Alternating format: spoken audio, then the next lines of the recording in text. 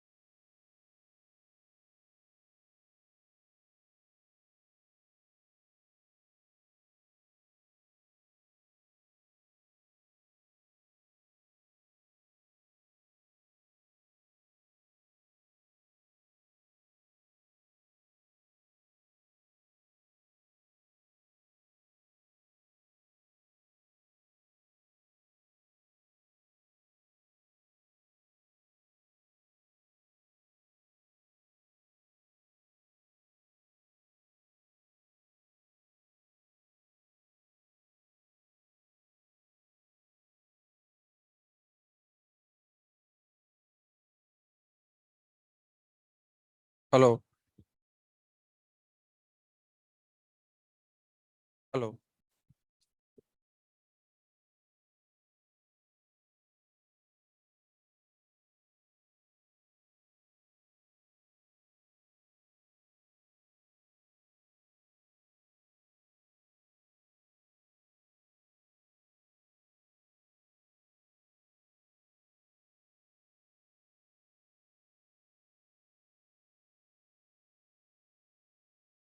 Hello.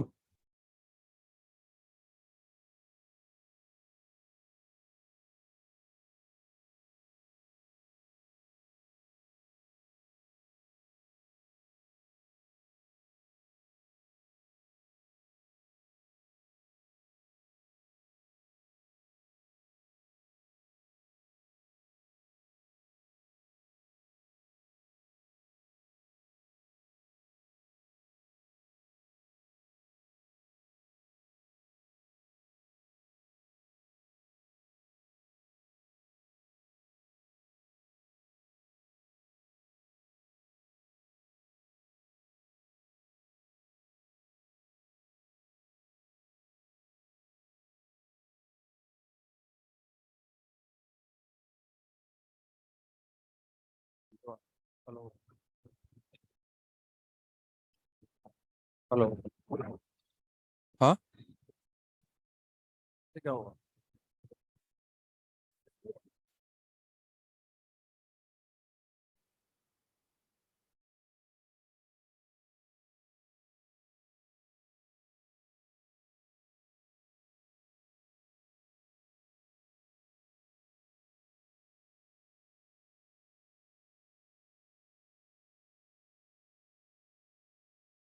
Hello. कैसे लिख दूँ? हेलो।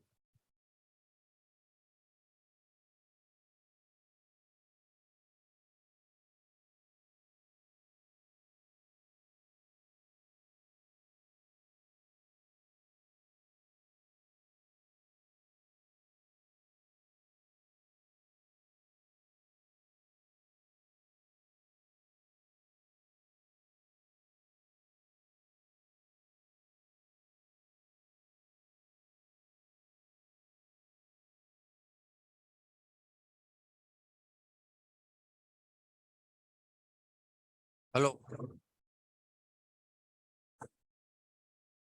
हेलो।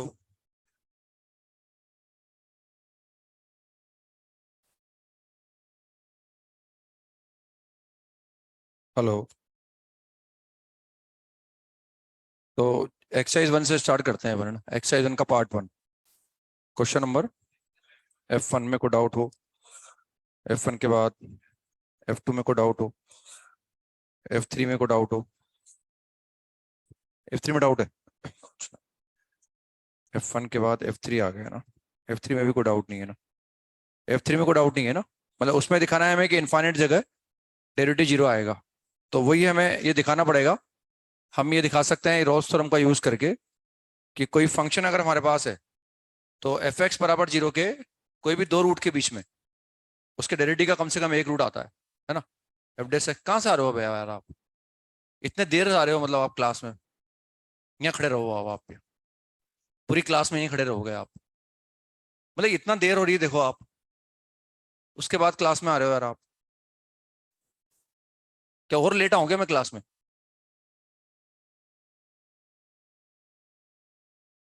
तो उसमें हमें दिखाना है कि अगर कोई भी दो रूट किसी फंक्शन के हैं या g(x) बराबर जीरो के कोई दो रूट हैं तो उसके कोई भी दो रूट के बीच में डेरिवेटिव का कम से कम एक रूट आता है। तो उसमें हमने क्या करा, ये फंक्शन ले लिया हमने। तो इस फंक्शन का एक रूट तो हमें दिख रहा है, f(x) is equal to x sine pi by x, और आगे लिखा हुआ है x is not equal to zero, और फिर आगे x is greater than zero, और आगे लिखा है x बराबर zero. x greater than zero लिखा हुआ है, फिर जीरो लिखा हुआ है, x बराबर जीरो लिखा हुआ है। और हमें दिखाना है कि जीरो से वन में इसके डेरिवेटिव के इनफाइनाइट रूट आएंगे। तो पहले बताओ f(x) कितनी जगह जीरो हो सकता है इस इंटरवल के अंदर? f(x) की वैल्यू कितनी बार जीरो हो सकती है? जैसे एक एग्जाम्पल बताओ, एक 1/2। जैसे जीरो पर तो जीरो होगा ही सी, क्योंकि x बराबर जीरो पर जीरो दे रखा है। x की जगह 1/2 लिखो आप। 1/2 की इसकी वैल्यू क्या आएगी? क्यों? साइन टू पाई 1/3 पर, 1/4 पर, 1/5 पर, 1/100 पर, 1/99 पर, 1/1000 पर, 1/1 करोड़ पर। तो ये जो भी नंबर है सब जीरो से वन में आ रहे हैं। तो हम ऐसे इनफाइनाइट इंटरवल बना लेंगे और उस हर इनफाइनाइट इंटरवल में हम रोल्स थ्योरम लगा देंगे। तो जो इनफाइनाइट इंटरवल बनेंगे उस अलग अलग इंटरवल में हमें डेरिवेटिव अलग अलग बार जीरो मिलेगा। जैसे फॉर एग्जांपल समझने के लिए मैंने मान लिया कि जीरो से लेकर 1/1000, ये मैंने एक इंटरवल ले लिया, और इस एफ(x) पे लगा दो रोल्स थ्योरम। अब इस एफ(x) की मुझे इस क्लोज इंटरवल में कंटिन्यूटी चेक करनी है। अगर मुझे कंटिन्यूटी में कहीं डाउट आएगा तो जीरो पे डाउट आएगा, क्योंकि इस फंक्शन की कंटिन्यूटी में सिर्फ जीरो पे डाउट है। क्यों? क्योंकि 1/x है। अदरवाइज अगर ये 1/x नहीं होता तो ये हमेशा कंटिन्यूस होता है, ये भी हमेशा कंटिन्यूस होता है। अब जीरो पे कंटिन्यूटी चेक करने के लिए हम देख सकते हैं भाई जीरो पर वैल्यू निकाल लो और राइट हैंड लिमिट निकाल लो। तो इस बाउंड्री पॉइंट जीरो पर क्या है? कंटिन्यूस है। इसके अलावा मुझे जीरो के बाद तो किसी नंबर पर डाउट नहीं है ना कंटिन्यूटी के बारे में। तो मुझे ये फंक्शन इस इंटरवल में कंटिन्यूस है, इस ओपन इंटरवल में डिफरेंशिएबल होगा। हालांकि ये फंक्शन जीरो पर डिफरेंशिएबल नहीं होगा, लेकिन हमें जीरो पर डिफरेंशियबिलिटी की बात ही नहीं करनी, क्योंकि ओपन इंटरवल में चेक करते हैं अपन। तो इस इंटरवल में कंटिन्यूस है, इसमें डिफरेंशिएबल है, और इन दोनों बाउंड्री पॉइंट पर इस एफ(x) की वैल्यू क्या है? हेंस इस ओपन इंटरवल में कम से कम एक बार डेरिवेटिव जीरो आएगा। इसके बाद ये इंटरवल ले लो, अब की बार ये इंटरवल ले लो, 1/1000 से लेकर 1,999। अगेन फिर इसमें रोल्स थ्योरम लगा दो, दोनों बाउंड्री पॉइंट पे वैल्यू बराबर है, फंक्शन कंटीन्यूअस है, डिफरेंशिएबल है, एंड इस इंटरवल के अंदर भी कम से कम एक डेरिवेटिव जीरो आए। तो इस तरह के मैं इनफाइनाइट इंटरवल बना सकता हूँ। 999 से 998, 998 से 997, 997 से 996। इसको और बड़ा कर दो, ये 1000 लिखा है मैंने, इसको 1 करोड़ कर दो, इसको 1,00,000 करोड़ कर दो। तो उस जीरो से वन को हम इनफाइनाइट इंटरवल में ब्रेक कर लिया, और वो जो भी इनफाइनाइट इंटरवल आए, हमें बेसिकली जब भी हम रोल्स थ्योरम लगाते हैं हमें इंटरवल क्लोज चाहिए होता है ना, ताकि बाउंड्री पॉइंट पे निकाल सकें अपन वैल्यू। तो ऐसे इनफाइनाइट क्लोज इंटरवल बना सकता हूं मैं जीरो से वन के बीच में, और उस अलग अलग इंटरवल के अंदर मैं रोल्स थ्योरम लगाता जाऊंगा। और वो ऐसे, ये समझ में आ गया ना? ऐसे लूंगा, ये 1/n लूंगा, मतलब मैं दिस इज 1/n, और when n is approaching towards infinity, n natural number है और वो अप्रोचिंग टुवर्ड्स इन्फिनिटी है। तो जीरो से n आ गया, मतलब हमारे पास जीरो से n, और इसमें n अप्रोचिंग टू क्या? इन्फिनिटी है ना। तो बहुत छोटा नंबर हो गया, मतलब ये जैसे 1000 लिया ना मैंने, इससे और छोटा ले लिया, 1000 ले लो, 1 करोड़ ले लो, 1,00,000 करोड़ ले लो। तो ऐसे इनफाइनाइट इंटरवल बनेंगे और अलग अलग इंटरवल में हम रोल्स थ्योरम लगाते जाएंगे, उससे अलग अलग इंटरवल में डेरिवेटिव अलग अलग जगह जीरो आ जाएगा। F4 में कोई डाउट हो, F6 में कोई डाउट हो? नहीं दिया था या कौन सा दिया था? F7, F7 में कोई डाउट हो? मतलब आप ऐसे नहीं पहली बार लगाएंगे लेट, और विलेन हम लोगों को बना देते हो एक्चुअली आप, विलेन हम लोगों को बनाते हो आप, हमारी कोई गलती नहीं है जबकि इसमें ना। नो डाउट मैं सही बोल रहा हूँ, अगर हम लेट आते हैं तो आप लोगों के कारण लेट आते हैं, ताकि इस तरह की कोई दिक्कत नहीं आए हमें ना, कोई बहसबाजी नहीं करनी पड़े हमें। मतलब इतना लेट आ रहे हो आप, वो तो 10 मिनट से माइक नहीं चल रहा है, इस वजह से वो और क्लास शुरू नहीं हुई। तो क्या करने गए थे नीचे आप? हाँ, तो डाउट नीचे आया था क्या? तो डाउट यार अलग से आ जाएगा ना डाउट पूछने, मतलब टीचर की क्लास मिस करेंगे उसके बाद डाउट पूछेंगे? कॉमन सेंस नाम की चीज है हमारे अंदर नहीं है? थोड़ा बहुत वो तो लगाना चाहिए ना कम से कम। टीचर क्लास में है, मतलब कितना बुरा लगता है टीचर आने के बाद बच्चा एंटर हो रहा है क्लास के, जबकि टीचर खुद बोल रहे लेट एंटर कर रहा है क्लास में। वो इसीलिए कर रहा है ताकि हर बच्चा वहाँ बैठा मिले और जाते ही क्लास शुरू हो जाए, बच्चे को भी टाइम मिल रहा है, अगर क्लास लेट छूटी तो बच्चे को भी टाइम मिल रहा है, और ताकि टीचर जाए और क्लास शुरू हो जाए बस। लेकिन वो परंपरा है भाई, टीचर के बाद आना ही है किसी न किसी को तो ना कोई तो बदतमीजी करेगा ही ना। बदतमीजी की श्रेणी में तो आता है, और किस श्रेणी में आता है? बैठो जाओ, सॉरी मत बोलो, आगे से टाइम पर आना, बस ये कोशिश करो। सॉरी बोलने की जगह ये कोशिश करना आप, अगली बार ऐसी गलती नहीं होना। तो हम आ गए F7 पर। F7 में कोई डाउट हो? F7 में ठीक है, वो आपको बाउंड्री पॉइंट पे वैल्यू निकालने में दिक्कत आई होगी, लेकिन उसके लिए हो सकता है कभी हमने बोला हो सकता है नहीं बोला हो, कि अगर कोई डिटर्मिनेंट है उसकी दो रो अगर सेम है तो उसकी वैल्यू जीरो आ जाती है, या कोई भी दो कॉलम आइडेंटिकल हो तो उसकी वैल्यू जीरो होती है ना। ये अलग डिटर्मिनेंट पढ़ लेंगे हम प्रॉपर्टी के अंदर। हो सकता है आपने एक्सपेंड करके निकाल के देख लिया हो, एक बार ए रख के देखा हो, एक बार बी रख के देखा हो, वरना पहले तो ये उसको एक्सपेंड कर लो। एक्सपेंड करने पर जो भी उसमें टर्म आएगा एक्स का, उससे ये क्लियर मालूम पड़ेगा कि वो डिफरेंशियबल होगा, क्योंकि जो भी इसमें एक्स का टर्म है, एक तो साइन स्क्वायर एक्स है, ये ऑलवेज डिफरेंशियबल है। ये कहीं डिनोमिनेटर में आने वाला नहीं है हमारे, अगर मैं इसको एक्सपेंड करूंगा तो। एक आ रहा है एक्स इंटू ई की पावर एक्स, ये इसमें भी कोई दिक्कत नहीं है, हमेशा डिफरेंशियबल है। एक आने वाला है x upon one plus x square, और डिनोमिनेटर में अगर कोई रहेगा तो वन प्लस एक्स स्क्वायर रहेगा, और वो कभी जीरो हो नहीं सकता है ना। तो जो भी यहाँ फंक्शन है सब ऑलवेज डिफरेंशियबल है। तो एक्सपेंड करने के बाद जो फंक्शन आएगा वो हमेशा डिफरेंशियबल होगा किसी भी इंटरवल के अंदर, और अगर वो डिफरेंशियबल है तो वो कंटिन्यूस भी होगा। तो जब मैं एक्सपेंड कर लूंगा तो उसके बाद मुझे मिलेगा, आप बहुत दिनों बाद आए हो आज क्लास में। हाँ, आपकी हेयर स्टाइल भी बहुत अच्छी है। खड़े हो आप 1 मिनट, बहुत दिनों बाद आए हो आप क्लास में। क्या हो गया था? हाँ, क्या हो गया था? कौन सी? क्या? प्लेटलेट डाउन हो गए थे? अच्छा, कितने आ गए थे? 80,000 तो नॉर्मल होते हैं ना? नहीं नहीं, नॉर्मल तो 2 लाख होते हैं, 2.5 लाख होते हैं, कम से कम 2.5 लाख होने चाहिए। 16-17 हज़ार में काम चल जाता है, अगर विल पावर स्ट्रांग हो तो। हाँ हाँ बिल्कुल, जब प्लेग फैलते हैं और डेंगू फैलता है ना, तो लोगों के 17 हज़ार आ जाते हैं, किसी के 5 हज़ार प्लेटलेट आ जाते हैं। 5 हज़ार प्लेटलेट, जो 2.5 लाख होने चाहिए, 5 लाख प्लेटलेट में काम कर रहा है इंसान। बेटो आप 2.5 लाख होने के बाद आना चाहिए था आपको, बल्कि मेरे हिसाब से अब कितने हैं? कितने? 1 लाख? 2.5 लाख के बाद आना चाहिए था आपको, बिल्कुल स्वस्थ रह के आना चाहिए था, ऑब्वियस सी बात है। भाई स्वस्थ है तो जब जान है तो जहान है, ये पढ़ाई वढ़ाई तो क्या चलती रहती है ना। बिल्कुल स्वस्थ होकर आना चाहिए था अपने को, ताकि बिल्कुल कोई डाउट नहीं रहे अपने को, कोई डर नहीं रहे। आपका साथी क्या है जो पास बैठता था आपके, उसके भी डाउन हो गया क्या? वो भी गायब है ना, क्योंकि वो चोलो बना बनाएगा अब है ना। वो बोलेगा इनसे जाके, भाई मेरे को पकड़ लिया था आज सर ने, तू ऐसा कर, मैंने तो ऐसा कहा था, तू ऐसे कह देना है ना। बस, कहाँ गया साथी वो? ढूंढना उसको ना। खबर तो पूछी होगी उसने आपकी, जो आपके बगल में बैठता है रोज, वो कहाँ गया? नहीं पता? अच्छा, तो बगल में बैठता है लेकिन रोज दोनों पास पास बैठते हो, पता नहीं है कहाँ गया वो। माहौल देखने आए होंगे आज, देखें सर को पता है नहीं है, फिर वो कल आके कहेंगे उससे, कल वो भी आ जाएगा फिर, या हो सकता है अब नहीं आएगा 1-2 दिन और। तो यहाँ आ गया अपने ना, तो हमें वो डिफरेंशियबल है, कंटिन्यूस भी है, और उसमें दोनों बाउंड्री पॉइंट पे वैल्यू बराबर आएगी, क्योंकि अगर मैं एक्स इजिकल टू ए पर निकालूंगा तो एक्स इजिकल टू ए में कैसे निकालूंगा, जहां भी एक्स आ रहा होगा वहां ए रख दूंगा। तो एक्स इजिकल टू ए रखने के बाद फर्स्ट कॉलम और सेकंड कॉलम आइडेंटिकल बन जाएंगे, तो इसलिए उसकी वैल्यू जीरो आ जाएगी। ऐसे में एक्स बराबर बी लिखूंगा, तो फर्स्ट कॉलम और थर्ड कॉलम आइडेंटिकल बनेगा, और किसी भी डिटर्मिनेंट के कोई भी दो कॉलम अगर आइडेंटिकल है, या कोई भी दो रो आइडेंटिकल है, तो उस डिटर्मिनेंट की वैल्यू जीरो होती है ना। तो हमें कुछ नहीं करना, वो कंटिन्यूस है, डिफरेंशियबल है, दोनों बाउंड्री पॉइंट पे वैल्यू बराबर आ रही है। Hence according to Rolle's theorem f dash x बराबर जीरो का उस ओपन इंटरवल के अंदर कम से कम एक रूट आएगा। सिर्फ ये स्टेटमेंट लिखना है बस अपने को। इसके बाद नेक्स्ट 8 में को डाउट हो? 8 में क्लियर कट है, मैंने कल समझाया भी था आपको। वो खुद बोल रहे हैं कि भाई ये रोल्स थ्योरम के रेस्ट्रिक्शन फॉलो नहीं कर रहा, फिर भी भाई कम से कम ऐसा पॉइंट आ रहा है जहां डेरिवेटिव जीरो है, और 2 पॉइंट आ रहे हैं, दो क्या इनफाइनाइट आ रहे हैं, जैसे 4 से 6 के बीच में तो इनफाइनाइट पॉइंट आएंगे, क्योंकि कांस्टेंट लाइन बन गई ना। तो वो ये बोल रहे हैं भले ये रोल्स थ्योरम के रेस्ट्रिक्शन फॉलो नहीं कर रहा, फिर भी आप ये दिखाओगे कम से कम एक पॉइंट ऐसा आ रहा है जहां डेरिवेटिव जीरो है, तो दिखा सकते हैं अपन, डायग्राम भी बना के देख सकते हैं, वरना मैथमेटिकली भी कैलकुलेट कर सकते हैं ना। तो पहले तो आ गया हमारे पास 1 तक, तो क्या आएगा, 1 तक तो आएगा -8x, तो 1 तक तो ये -8x आ गया। उसके बाद वो क्या है, एक्स क्यूब, एक्स प्लस 3 का होल क्यूब है। तो एक्स क्यूब के डायग्राम को क्या किया हमने, एक्स क्यूब के डायग्राम को हमने एक्स -3 है शायद, एक्स क्यूब के डायग्राम को आगे शिफ्ट कर दिया हमने, तो ये 2 3 4 5 और ये 6 आ गया ना।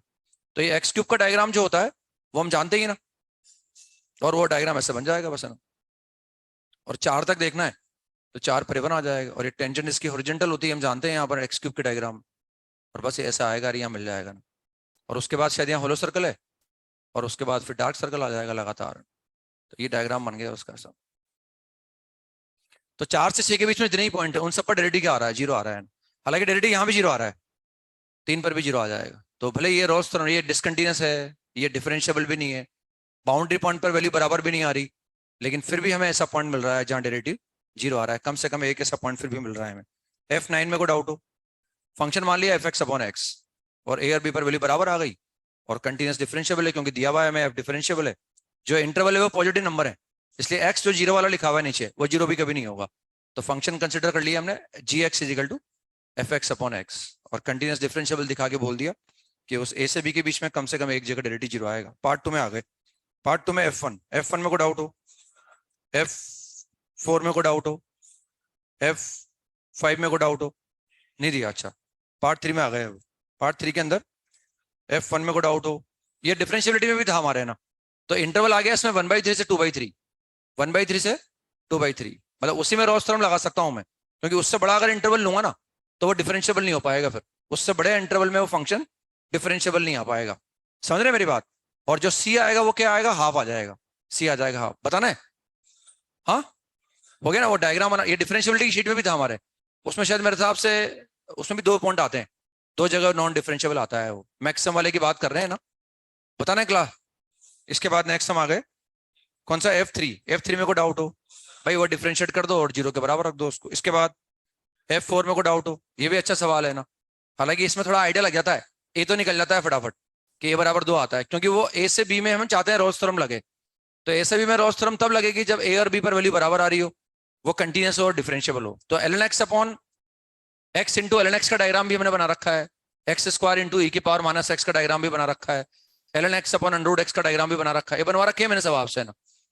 और यहाँ देखें कि भाई हमारे पास f(x) = ln x upon x है ना। तो ये डायग्राम बना लिया हमने, डिफरेंशिएट कर दिया, इंक्रीजिंग डिक्रीजिंग निकाल लिया, मैक्सिमम मिनिमा चेक कर लिया, तो x = e पर आ गया है, और e पर वैल्यू आ गई इसकी 1/e, तो यहाँ पर मैक्सिमा आ गया, इस e के बाद ये डिक्रीज कर रहा है, 0+ पर वैल्यू -∞ आ गई, और डायग्राम यहाँ से आ गया, यह मैक्सिमा आया, और इसके बाद ये अप्रोचिंग टू जीरो आ गया, इन्फिनिट पर लिमिट जीरो आ गई इसकी।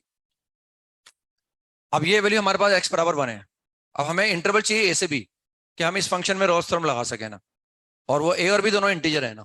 तो हमें क्लोज इंटरवल चाहिए, तो देखो यहाँ इसके पहले तो कोई हो नहीं सकता, इसके पहले तो हो नहीं सकता, क्योंकि इसके पहले x की वैल्यू नेगेटिव आएगी, और आगे मुझे ऐसा कोई x मिलेगा नहीं जहां वैल्यू नेगेटिव आ जाए। तो एक 1 भी नहीं हो सकता, क्योंकि अगर मैं 1 लूंगा तो आगे वैल्यू कहीं जीरो नहीं आएगी। अब 1 से e के बीच में दोनों पॉइंट इससे बड़े भी नहीं हो सकते, क्योंकि अगर मैं 2 पॉइंट यहाँ लूंगा ना तो उन दोनों बाउंड्री पॉइंट पर फंक्शन की वैल्यू कभी बराबर नहीं आएगी ना। तो मुझे एक e से 1 के बीच में लेना पड़ेगा, और एक e के बाद लेना पड़ेगा। तो e से 1 के बीच में लेने के लिए क्या करेंगे, e से 1 के बीच में लेने के लिए हम जानते हैं एक ही इंटीजर आ रहा है, और वो कितना आ रहा है, 2 आ रहा है ना, तो हमने 2 ले लिया है ना। e से 1 के बीच में एक ही इंटीजर आएगा, और ये मैंने x = 2 ले लिया। अब कहीं आगे दिख रहा है भाई फंक्शन में नहीं बने, तो हमें कोई ना कोई ऐसा x मिलेगा जो आ जाएगा ना। तो हम देख रहे हैं भाई एक तो ये लेना पड़ेगा, एक वो लेना, अब वो क्या है वो मुझे पता नहीं है। तो हम देख सकते हैं भाई ln a, जो a और b होंगे ना उन पर फंक्शन की वैल्यू क्या आएगी, बराबर आ जाएगी, वो a और b पर फंक्शन के लिए बराबर आएगी। ये बन जाएगा a⁻b = b⁻. अब इसमें a तो मुझे मालूम पड़ गया, a बराबर कितना है, 2 है, तो 2⁻b = b⁻. अब सोच लो आप कि भाई b = 4 सेटिस्फाई करेगा इसको, तो श्योरिटी से मिल गया b = 4। तो इंटरवल इज 2 to 4, इस इंटरवल में लगा दूंगा मैं ना, और इस इंटरवल में लगाऊंगा तो a = 2 हो गया, b = 4 हो गया। अच्छा सवाल है मतलब है ना। इसमें नेक्स्ट इसके बाद एक्सरसाइज 2 का पार्ट 1, क्वेश्चन नंबर, पार्ट 1 में नहीं है, पार्ट 2 के अंदर क्वेश्चन नंबर 12। ये सवाल हमारे क्वालिटी की शीट में था है ना, इस तरह का सवाल। तो मैंने क्या करा, उस वैल्यू को ए मान लिया, 2/x-a प्लस 3/x-b और प्लस 4/x-c बराबर 0।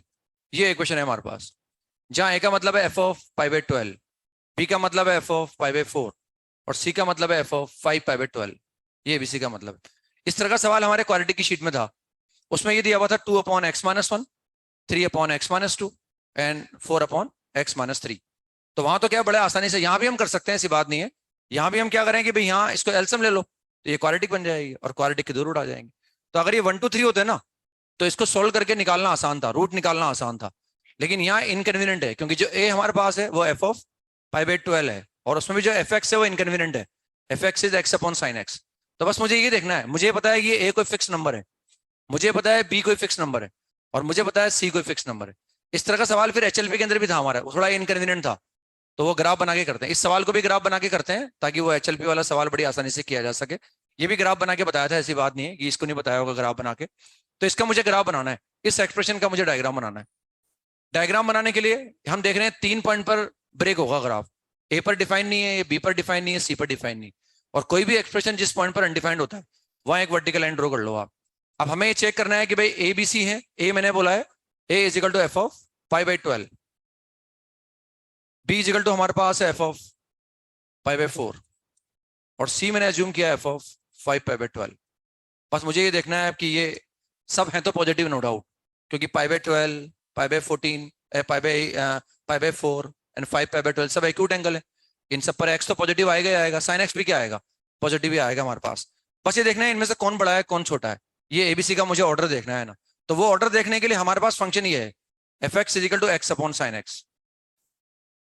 हमें देखना पड़ेगा, अगर मैं इस फंक्शन की इन 3 अलग अलग पॉइंट पर वैल्यू निकालना चाहता हूं तो मुझे देखना पड़ेगा ये इंक्रीजिंग है कि डिक्रीजिंग है, क्योंकि इन तीनों में सबसे छोटा पॉइंट कौन सा है, π/12 है, π/12 से बड़ा π/4 है, π/4 से बड़ा 5π/12 है।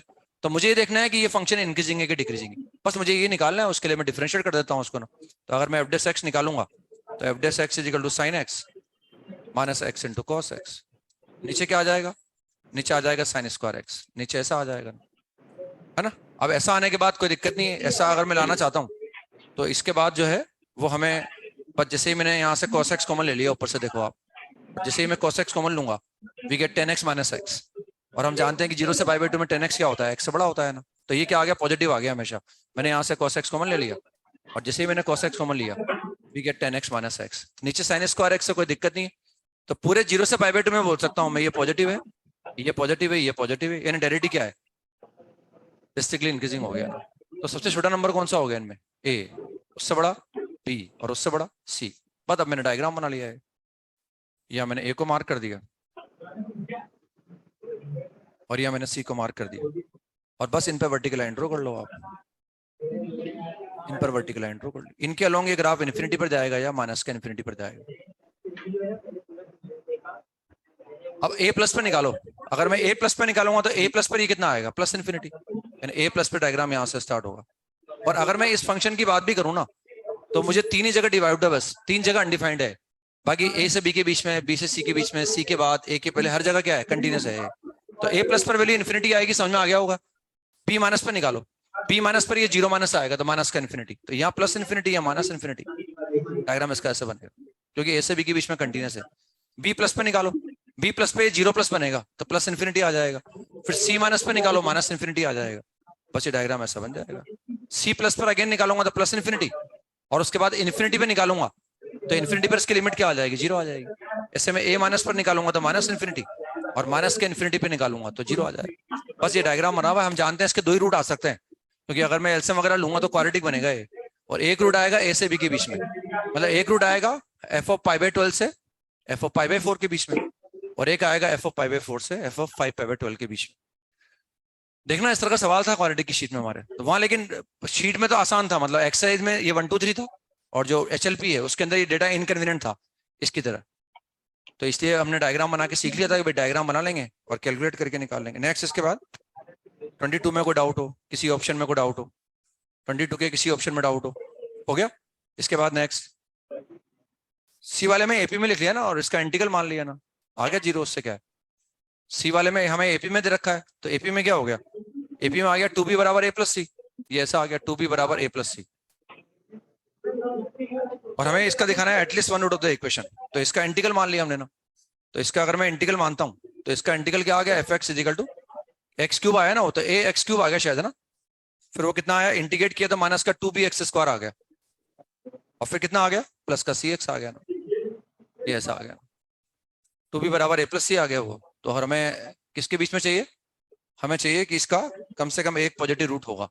तो अगर मैं x बराबर 1 रखूंगा तब ये क्रिएट होगा है ना, तो मैंने एक तो 0 ले लिया और एक 1 ले लिया, एक 0 ले लिया एक 1 ले लिया, ये इंटरवल दिखा दिया।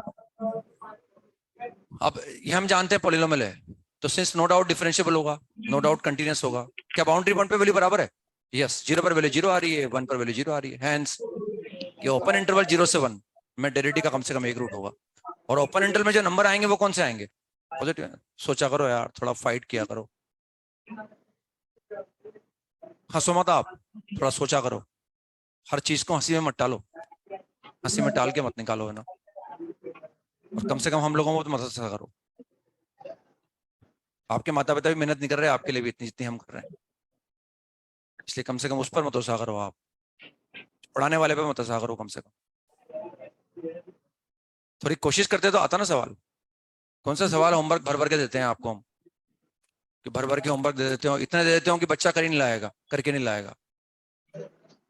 तो फाइट करनी चाहिए, मतलब अगर अपन अच्छे वाकई में तैयारी कर रहे हैं तो फाइटिंग स्पिरिट रखनी चाहिए अपने अंदर। फिर भी बताते हैं, मैं डांट रहा हूँ लेकिन बता भी रहा हूँ, डांट इसलिए रहा हूँ ताकि अलर्ट रहे भाई, नहीं करके अगर एफर्ट कम करते हैं तो एफर्ट ज्यादा करें, लेकिन बता भी रहे हैं आपको कि कैसे हुआ है वो, अगर पूछा है। इसके बाद नेक्स्ट 22 के बाद कौन सा है, कौन सा, पार्ट 4 में क्वेश्चन नंबर, कॉम्प्रेशन नंबर 3 में क्वेश्चन नंबर जो भी है हमारे पास, क्वेश्चन नंबर 11 में कोई डाउट हो भाई, वो 2 बार डिफरेंशिएट करना ही पड़ेगा आपको, क्योंकि हमेशा डिफरेंशिएबल है, पॉलिनोमियल है, तो इसके पॉइंट ऑफ इन्फ्लेशन वहीं आएंगे जब डबल डेरिवेटिव 0 है, जहां डबल डेरिवेटिव 0 आएगा, तो मुझे डबल डेरिवेटिव निकालना ही पड़ेगा। और वो एक क्यूबिक आ गया, और उस क्यूबिक में एक फैक्टर तो मुझे आसानी से दिख रहा है x-1, बाकी क्वालिटी का आएगा उसका डी पॉजिटिव है, तो उसके भी 2 रूट आएंगे, मतलब इसके 3 लीनियर फैक्टर हो गए। तो ये जो डबल डेरिवेटिव है उसके अगर 3 लीनियर फैक्टर हैं तो उन तीनों लीनियर फैक्टर से रूट आएंगे, उनके आसपास डबल डेरिवेटिव अपना साइन चेंज करेगा ही करेगा। तो पूरा निकालने की जरूरत नहीं है उसको ना, है ना, वो निकाला लेकिन हमने इसलिए क्योंकि हो सकता है कि वो क्यूबिक जो डिफरेंशिएट करने पर आया है, डबल डेरिवेटिव जो आया है, हो सकता है उसका एक फैक्टर तो x-1 मालूम पड़ रहा है अपने को, क्योंकि हर बार वो x-1 बचा, वो कॉमन ले लिया। उसके बाद हो सकता है जो क्वालिटी का था उसका डी नेगेटिव आ जाता, तो उसका रूट ही एक ही आता, इसलिए वो चेक करना पड़ा। और एक भी ऑप्शन में हमारे पास है, तो वो जो क्वालिटी है जो साथ में, मेरी बात समझ रहे हैं आप, लीनियर के साथ जो क्वालिटी का आया होगा उसका डी पॉजिटिव निकाल लिया हमने, डी बराबर से 24 आता है उसका मेरे हिसाब से ना, तो डी पॉजिटिव आ जाता है तो उसके भी 2 रियल रूट आएंगे ना, तो उसके भी 2 factor x- alpha x- beta हो जाएंगे, तो डबल डेरिवेटिव के 3 लीनियर फैक्टर हो गए, और उन तीनों के आसपास डबल डेरिवेटिव अपना साइन चेंज करेगा, इसका मतलब 3 पॉइंट ऑफ इन्फ्लेशन आ जाएंगे। पॉइंट क्वेश्चन नंबर 12 में कोई डाउट हो, 12 के बाद एक्सरसाइज 3 का पार्ट 1 क्वेश्चन नंबर 13, 14, 15, तो 13 में कोई डाउट हो, कुछ नहीं करना है इसमें, आप लिमिट निकालते जाओ और देखते जाओ, 3 कॉलम है इसमें, और वो हमने देखना है भाई कौन कौन सा किसका करेक्ट है ना। तो इसमें क्या है, जो इनकरेक्ट आ रहा है यार, जो इनकरेक्ट आ रहे हैं ना उनको टिक कर दो, ताकि ध्यान रहेगा ना कि ये इनकरेक्ट है।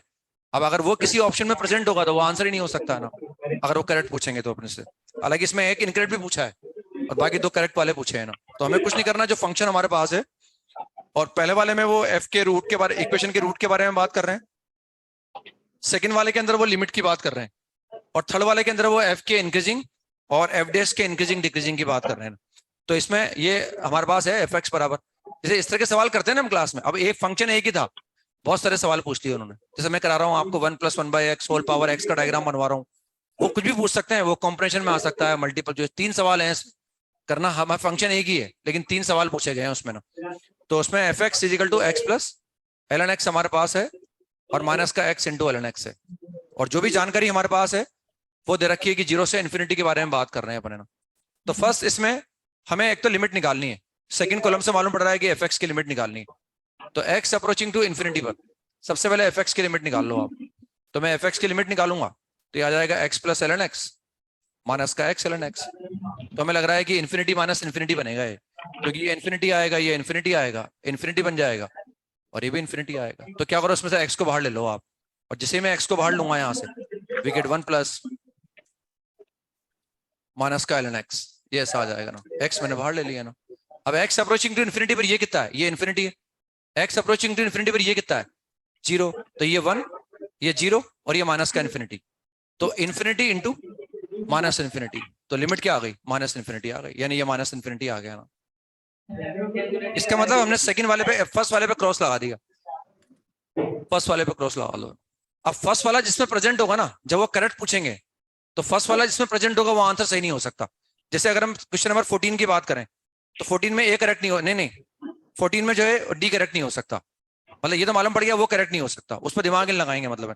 ऐसे हमने कॉलम 2 के अंदर एक रिजेक्ट कर दिया कि कॉलम 2 के अंदर जो पहली एंट्री है वो करेक्ट नहीं हो सकती है ना, वो जिसमें आएगी वो करेक्ट नहीं होगा, वो कॉम्बिनेशन करेक्ट नहीं होगा।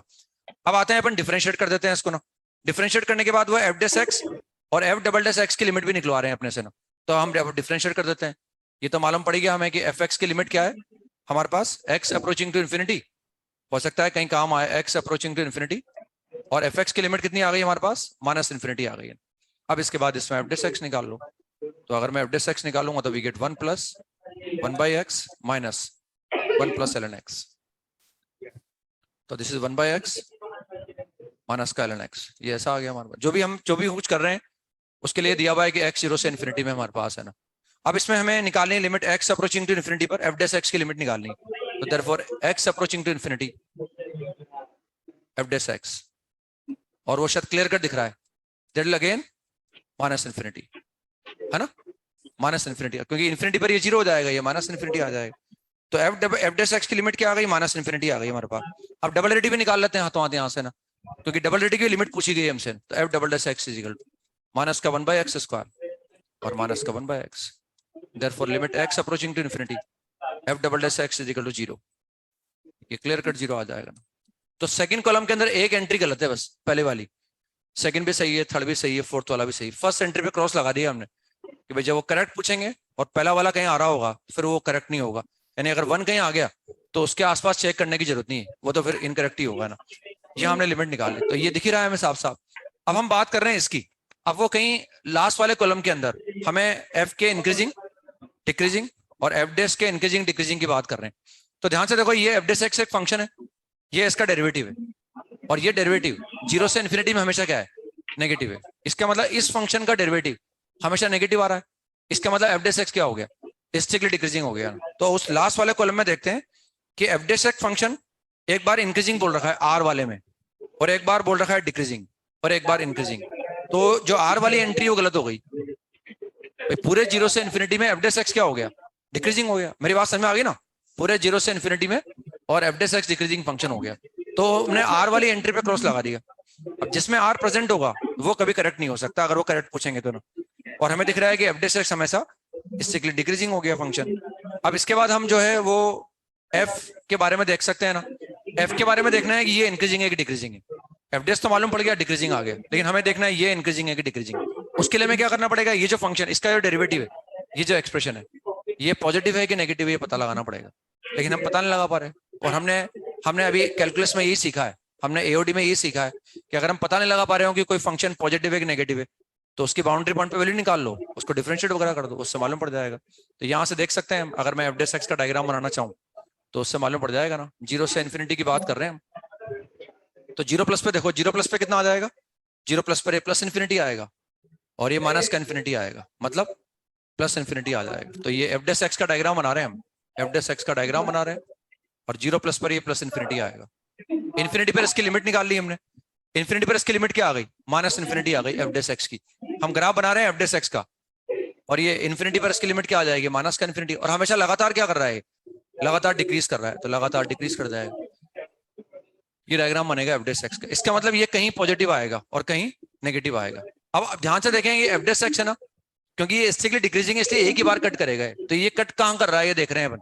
तो इसमें हमने एक्स बराबर 1 रख के देखा, ऐसे हिट एंड ट्रायल से एक्स बराबर 1 रख के, तो 1 पर इसकी वैल्यू क्या आ गई, पॉजिटिव आ गई, पॉजिटिव, इसका मतलब 1 यहाँ है, इसका मतलब 1 यहाँ है। फिर ऐसे कहीं ना कहीं जब हम लास्ट वाला कॉलम देख रहे हैं तो 0 से ई से ई स्क्वायर भी पूछ रहे हैं। अब इसमें एक्स बराबर ई पर वैल्यू निकालो, ई पर वैल्यू नेगेटिव आएगी, तो इसका मतलब ई यहाँ आएगा सर, और ई स्क्वायर ऑब्वियस सी बात है यहाँ आएगा ना, ऐसा आ जाएगा। तो ये डायग्राम बन गया एफ डेस एक्स का। इसका मतलब एफ डेस एफ एक्स जो फंक्शन है वो कभी इंक्रीज करेगा, वो 0 से, और ये जो भी पॉइंट हमारे पास अल्फा है ये जो भी अल्फा, इसको मैंने अल्फा मान लिया ना, क्योंकि जो एफ डेस एक्स है वो जीरो से अल्फा में क्या है, जीरो से अल्फा में पॉजिटिव है। तो एफ एक्स फंक्शन जीरो से अल्फा में क्या करेगा, इंक्रीज करेगा, और अल्फा के बाद एफ का डेरिवेटिव नेगेटिव है तो एफ डिक्रीजिंग फंक्शन हो गया इसका मतलब। बस अब हम सारे जवाब दे सकते हैं, जो भी वो पूछेंगे वो जवाब दे सकते हैं ना। तो हमने सेकंड कॉलम में एक पे क्रॉस लगाया है फर्स्ट वाले पर, और थर्ड वाले कॉलम में हमने आर वाले पे क्रॉस लगा दिया, क्योंकि एफ इंक्रीजिंग है जीरो से वन में, बिल्कुल सही है, क्योंकि जीरो से वन में एफ डेस एक्स क्या है, पॉजिटिव है, इसलिए एफ इंक्रीजिंग हो गया। F is decreasing in E से लेकर ई स्क्वायर, ये भी सही है, ई से लेकर ई स्क्वायर में जो एफ डेस एक्स है वो नेगेटिव है, यानी एफ डिक्रीजिंग हो गया। आर वाले पे हमने क्रॉस लगा दिया, और F dash is decreasing in E से लेकर ई स्क्वायर, एफ डेस तो हमेशा डिक्रीज कर रहा है ना, एफ डेस तो हमेशा डिक्रीज करेगा, तो हमने आर वाले पे क्रॉस लगाया, उस पर एक पे लगा दिया।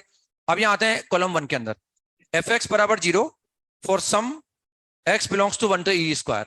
तो एफ एक्स अगर जीरो होगा नहीं होगा ये देख सकते हैं अपने ना, तो हम ये पता लगाना है कि एफ एक्स जो है वो वन से लेकर ई स्क्वायर में कहीं जीरो होगा नहीं होगा। तो एफ एक्स के बारे में पता लगाना है हमें, या हम जैसे एफ डेस एक्स को देखें, अगर एफ डेस एक्स बराबर zero, F dash X zero हो सकता है क्या, जब जीरो से वन के बीच में, तो वो गलत है ना, एफ डेस कभी जीरो से वन के बीच में जीरो नहीं हो सकता, क्योंकि जीरो से वन के बीच में एफ डेस हमेशा क्या है, पॉजिटिव है। तो जो कॉलम वन था उसमें थर्ड वाले पे क्रॉस लगा दिया हमने, वो गलत स्टेटमेंट है। आ रहा है समझ में? ऐसे अब F double dash X zero है क्या, for some x belongs to one to E, जबकि एफ डबल डेस एक्स तो ऑलवेज क्या है, नेगेटिव है, तो उस पर भी क्रॉस लगा दिया। अब चाहे तो वो चेक कर सकते हैं कि एफ एक्स जीरो होगा नहीं होगा, वो अपन डायग्राम बना के देखा जा सकता है ना। अगर मैं एफ का डायग्राम बनाऊंगा तो ये मैंने अल्फा यूज कर लिया यहाँ पर रेफरेंस के लिए, ये अल्फा मैंने यूज कर लिया, और अगर मैं एफ का डायग्राम बनाना चाहूँ तो जीरो प्लस पर निकाल लो, एफ जीरो प्लस पर कितना आएगा, जीरो प्लस पर ये जीरो प्लस आएगा, हम जानते हैं जीरो प्लस पर इसकी लिमिट जीरो आती है, ये रट रखा है हमने, अभी कहीं अभी शायद रिसेंटली निकाला भी था कहीं हमने ना, तो ये जीरो आता है, जीरो प्लस पर ये खुद जीरो आ रहा है, जीरो प्लस पर ये कितना आएगा, माइनस का इन्फिनिटी आ जाएगा। तो हम देख रहे हैं भाई, अगर मैं एफ का डायग्राम बनाने लगूं तो ये एफ का डायग्राम बना रहा हूं मैं ना, और हमारे पास एफ का डेरिवेटिव ऊपर लिखा हुआ है, तो जीरो प्लस पर कितना आ जाएगा, माइनस का इन्फिनिटी आ जाएगा। अब हम देखते हैं जीरो से अल्फा तक वो लगातार क्या कर रहा है, जीरो से अल्फा तक एफ का डेरिवेटिव क्या आ रहा है, पॉजिटिव आ रहा है ना, तो इसका मतलब एफ क्या करेगा, इंक्रीज करेगा ना, और उस अल्फा के बाद क्या करेगा, डिक्रीज करेगा। और हम देख रहे हैं कि अगर वो डिक्रीज करेगा और एक्स अप्रोचिंग टू इन्फिनिटी पर, एक्स अप्रोचिंग टू इन्फिनिटी पर एफ एक्स की लिमिट कितनी आ रही है, माइनस इन्फिनिटी आ रही है, तो इसका मतलब कहीं इंक्रीज करेगा फिर डिक्रीज करेगा, और अब देखना है कि उस पर जीरो आएगा नहीं आएगा। तो ई पर देखो, अब वन पर वैल्यू क्या आएगी एफ की, एफ की वन पर वैल्यू आ जाएगी मेरे हिसाब से वन, वन पर वैल्यू वन आ जाएगी ना, तो यहाँ पर वैल्यू वन आएगी, ये मैंने वन यहाँ मार्क कर रखा है, एफ का डायग्राम बना रहे हैं तो वन पर वैल्यू कहीं क्या आ रही है हमारे पास, वन आ रही है एफ की, है ना, यहाँ माइनस इन्फिनिटी आ रही है, यहाँ वैल्यू वन आ रही है, और हम देख रहे हैं अल्फा तक वो इंक्रीज करेगा लगातार, अल्फा तक लगातार इंक्रीज करेगा, अल्फा के बाद क्या कर रहा है, डिक्रीज, और डिक्रीज करके कहाँ जा रहा है, माइनस के इन्फिनिटी पर जा रहा है, तो डायग्राम ऐसा कुछ बनेगा उसका ना भाई। वन पर तो वन पर एफ की वैल्यू कितनी आ गई, वन पर एफ की वैल्यू वन आ रही है, मेरी बात समझ रहे ना, और हमने ये अल्फा मार्क कर रखा है, अल्फा पर एफ डेस एक्स जीरो है ना, एफ एक्स डिफरेंशिएबल फंक्शन ही है, और अल्फा पर एफ का डेरिवेटिव क्या आ रहा है, जीरो आ रहा है, अल्फा के पहले वो क्या कर रहा है, इंक्रीज कर रहा है, अल्फा के बाद डिक्रीज कर रहा है, यानी अल्फा पर मैक्सिमम आएगा, और वन पर फंक्शन की वैल्यू क्या आ रही है, वन आ रही है ना, तो हम देख रहे हैं जीरो से अल्फा तक वो लगातार इंक्रीज करता रहा, इंक्रीज करता रहा, इंक्रीज करता रहा, अल्फा के बाद डेरिवेटिव नेगेटिव हो गया, तो अल्फा के बाद वो डिक्रीज करता गया, और एक्स अप्रोचिंग टू इन्फिनिटी पर एफ की लिमिट क्या है, माइनस इन्फिनिटी है। तो अब हम जवाब दे सकते हैं चाहे तो कि जीरो से वन के बीच में एफ एक्स बराबर zero for some one to e square, तो वन टू ई स्क्वायर, और ई स्क्वायर पर भी वैल्यू निकाल सकते हैं चाहे तो अपने ना, ई स्क्वायर पर अगर मैं देखें तो ई स्क्वायर पर भी निकाला जा सकता है, ई स्क्वायर पर निकालो कितना आएगा, ई स्क्वायर पर वो ई स्क्वायर आ जाएगा, वो टू आ जाएगा, और वो कितना आएगा, हाँ तो ये आ जाएगा ई स्क्वायर, ये टू आ जाएगा, और ये कितना आएगा, माइनस टू इंटू ई स्क्वायर, तो वैल्यू नेगेटिव आ गई मतलब, तो ई स्क्वायर पर वैल्यू नेगेटिव आ जाएगी, यानी ई स्क्वायर कहीं यहाँ आएगा, इसका मतलब इस जगह ई स्क्वायर यहाँ आएगा। ऐसे ई पर भी निकाल लो चाहो तो, ई पर वो ई आ जाएगा, वो वन आएगा, वो माइनस का ई आ जाएगा, तो ई पर वैल्यू वन आएगी, ई कहीं यहाँ आएगा इस जगह, समझ में आ गया। बस अब ये एफ का डायग्राम भी बन गया हमारे पास, तो हम पहले वाले कॉलम में फर्स्ट वाले ऑप्शन को चेक कर सकते हैं कि एफ एक्स बराबर zero for some x one to e square, one तो यहाँ है, ई स्क्वायर यहाँ है, तो वन से ई स्क्वायर के बीच में एफ एक्स कहीं ना कहीं जीरो हो ही रहा है ना। सेकंड वाले को चेक कर सकते हैं कि एफ डेस एक्स बराबर जीरो, वन से ई में, वन से ई में कहीं ना कहीं एफ डेस एक्स भी क्या होगा, जीरो हो जाएगा। तो दो जगह हमने फर्स्ट कॉलम में क्रॉस लगाया, सेकंड कॉलम में हमने एक जगह क्रॉस लगाया, और थर्ड कॉलम में हमने एक जगह क्रॉस लगाया। अब आप चाहो तो चेक कर सकते हो सब कुछ, और पता लगा सकते हैं कि कौन सा करेक्ट है कौन सा इनकरेक्ट है। कर लेंगे अब तो, है ना। इसके बाद नेक्स्ट बस ये थे, तो आगे चलते हैं ना। शायद मैंने एक सवाल दे रखा है आपको ना, e की पावर x cos x बराबर 1 वाला। तो उसमें वही है हमारे पास, हमें दे रखा है कि एक इक्वेशन हमारे पास है e raised to power x into cos x बराबर 1। इसके कोई भी दो रूट हैं, उनके बीच में दिखाना है कि उनके बीच में इस e की पावर x साइन x -1 बराबर 0 का कम से कम एक रूट एग्जिस्ट करेगा ना। तो सिंपल सा है, हम रोल्स थ्योरम पढ़ रहे हैं, या हमें कभी भी अगर किसी इक्वेशन का किसी ओपन इंटरवल में कम से कम एक रूट दिखाना हो, तो जब भी ये रिक्वायरमेंट आए, दो तरीके माइंड में आने चाहिए, या तो मैं मीन वैल्यू थ्योरम लगा दूं या मैं रोल्स थ्योरम लगा दूं। और roles theorem f dash x बराबर 0 के रूट के बारे में कमेंट करती है, और वो हम कमेंट तब कर सकते हैं जब वो जो एफ एक्स है जिसको डिफरेंशिएट करने पर एफ डेस एक्स आया, उसका जो जिस जिस फंक्शन का वो डेरिवेटिव है, वो रोल्स थ्योरम के तीनों रेस्ट्रिक्शन फॉलो करना चाहिए ना। तो इसके कोई दो रूट मान लिए हमने, अल्फा बीटा है ना। तो ऑब्वियस सी बात है, मैं इसके ये दिखाना है कि अल्फा से ओपन इंटरवल अल्फा से बीटा के बीच में इसका कम से कम एक रूट आएगा। और अगर मैं रोल्स थ्योरम लगाने वाला हूं, तो ये मुझे ऐसा फंक्शन सोचना पड़ेगा जिसको डिफरेंशिएट करने पर कहीं ना कहीं आया है ना, और वो मैं यहां से स्टार्ट नहीं कर सकता है ना। हमें एक ऐसा फंक्शन सोचना पड़ेगा जिसको डिफरेंशिएट करने पर कहीं ना कहीं ऐसी इक्वेशन मिल जाए हमें। अब जरूरी नहीं इक्वेशन ये मिले, या हम इसके रूट की बात करें, या ए की पावर एक्स साइन एक्स बराबर 1 के रूट दिखाएं। मैं अल्फा से बीटा के बीच में ये दिखाना चाहता हूं कि अल्फा से बीटा के बीच में कम से कम एक नंबर ऐसा होगा जिसको यहां रखने पर ये 0 आ जाएगा, या जिसको रखने पर ये बराबर आ जाएंगे। या अगर मैं ये नहीं दिखा पा रहा तो मैं ये दिखा सकता हूँ F X sine X is equal to E की पावर माइनस एक्स। अगर एक्स की कोई वैल्यू इसको सेटिस्फाई कर रही है, मतलब वो इसको भी सेटिस्फाई कर रही है, मतलब वो इसको भी सेटिस्फाई कर रही है। तो हमें वहां से इस तरह से चलना है, एक फंक्शन ऐसा सोचना है जिसको डिफरेंशिएट करने पर ये आ जाए, या फिर ये आ जाए, या फिर ये आ जाए। तो मैं इस इक्वेशन को लिखने का तरीका चेंज करूंगा, इसको लिखूंगा मैं cos x is equal to E की पावर माइनस एक्स। अगर ये अल्फा इसको सेटिस्फाई कर रहा है, तो क्या इसको भी सेटिस्फाई करेगा? एक ही तो बात है। ई की पावर एक्स क्या है, ऑलवेज पॉजिटिव है, उससे डिवाइड कर दिया मैंने। किसी पॉजिटिव नंबर से डिवाइड करने पर इक्वेशन में कोई फर्क नहीं पड़ रहा। ई की पावर एक्स 0 थोड़ी है, ई की पावर एक्स तो पॉजिटिव, उससे डिवाइड कर दिया। अगर अल्फा इसको सेटिस्फाई कर रहा है, मतलब अल्फा इसका भी रूट है, बीटा इसका रूट है, मतलब इसका भी रूट है। तो हमने यहां से स्टार्ट किया, ये फंक्शन मान लिया हमने f x is equal to cos x minus e raised to power minus x, और इंटरवल ले लिया अल्फा से बीटा, इंटरवल ले लिया मैंने अल्फा से बीटा। क्या इस क्लोज इंटरवल में क्या ये फंक्शन कंटिन्यूस है? यस, क्योंकि ये भी ऑलवेज कंटिन्यूस है, ये भी ऑलवेज कंटिन्यूस है। क्या इस ओपन इंटरवल के अंदर ये डिफरेंशिएबल है? यस।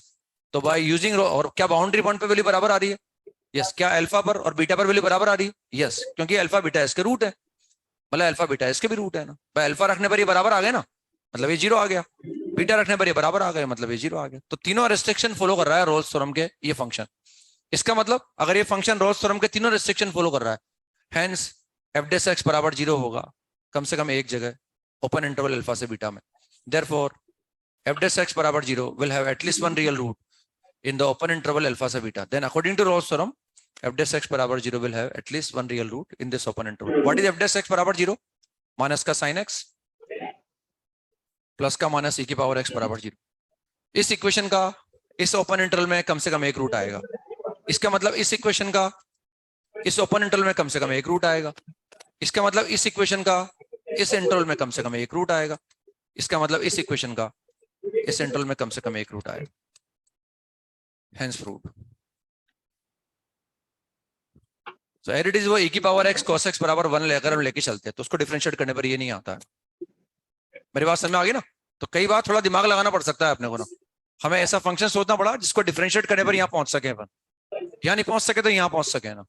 सवालों से सीखते हैं, देखो बने ना, सवालों से ही चीजें सीखी जाती है, सिर्फ थ्योरी से भी अपन चीजें कई बार पकड़ नहीं पाते, क्योंकि जब थ्योरी अप्लाई करते हैं तब समझ में आता है भाई हाँ हाँ ऐसे करना पड़ सकता है अपने को ना। इससे सवाल कराए जाते हैं आपको। क्लियर हुआ है? तो ऐसे निकालते आगे चलते हैं, नेक्स्ट सवाल करते हैं हम। लिखो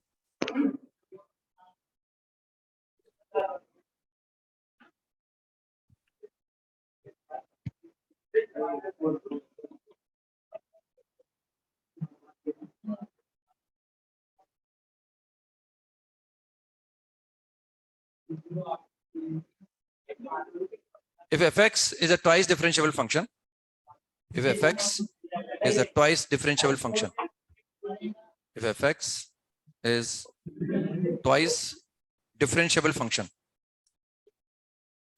such that f of a is equal to 0, f of b बराबर 2, f of c is equal to -1, f of d is equal to 2, and f of e is equal to 0, where a is less than b, less than c, less than d, where a is less than b, less than c, less than d. Then find the minimum number of zeros. Then find the minimum number of zeros of gx is equal to f dash x का whole square plus f double dash x into fx. Then find the minimum number of zeros of gx बराबर this in the interval a comma e. In the interval a comma e. Minimum number of zeros. मतलब ऐसी कितनी value है central के अंदर जिन पर इस expression की वैल्यू 0 आ जाएगी ना. जीरोस ऑफ पॉलिनोमियल का मतलब ये होता है ना, जब इक्वेशन की बात करते हैं तो वहां रूट या सॉल्यूशन वर्ड यूज करते हैं ना, लेकिन जब एक्सप्रेशन की बात करते हैं तो उसके रूट नहीं बोलते अपन, जीरोस ऑफ द एक्सप्रेशन. मतलब एक्स की वो वैल्यूज जहां एक्सप्रेशन 0 हो रहा है उसको बोलते हैं जीरोस ऑफ दैट एक्सप्रेशन. तो we have to find the minimum number of zeros of this expression in the interval a comma e. इस तरह का सवाल काफी समय पहले जेई में भी आया हुआ है एडवांस के अंदर. fx एक ट्वाइस डिफरेंशिएबल फंक्शन है, मतलब एक बार छोड़ो आप, उसको 2 बार डिफरेंशिएट किया जा सकता है. मतलब वो जो fx है वो कंटिन्यूस भी है, वो डिफरेंशिएबल भी है, उसका डेरिवेटिव कंटिन्यूस भी है और उसका डेरिवेटिव डिफरेंशिएबल भी है. मतलब एक बार छोड़ो उसको 2 बार डिफरेंशिएट कर सकते हैं अपन. ये हमारे पास जानकारी है fx के बारे में, और ये कुछ अलग अलग पॉइंट पर हमें वैल्यू दे रखी है ना.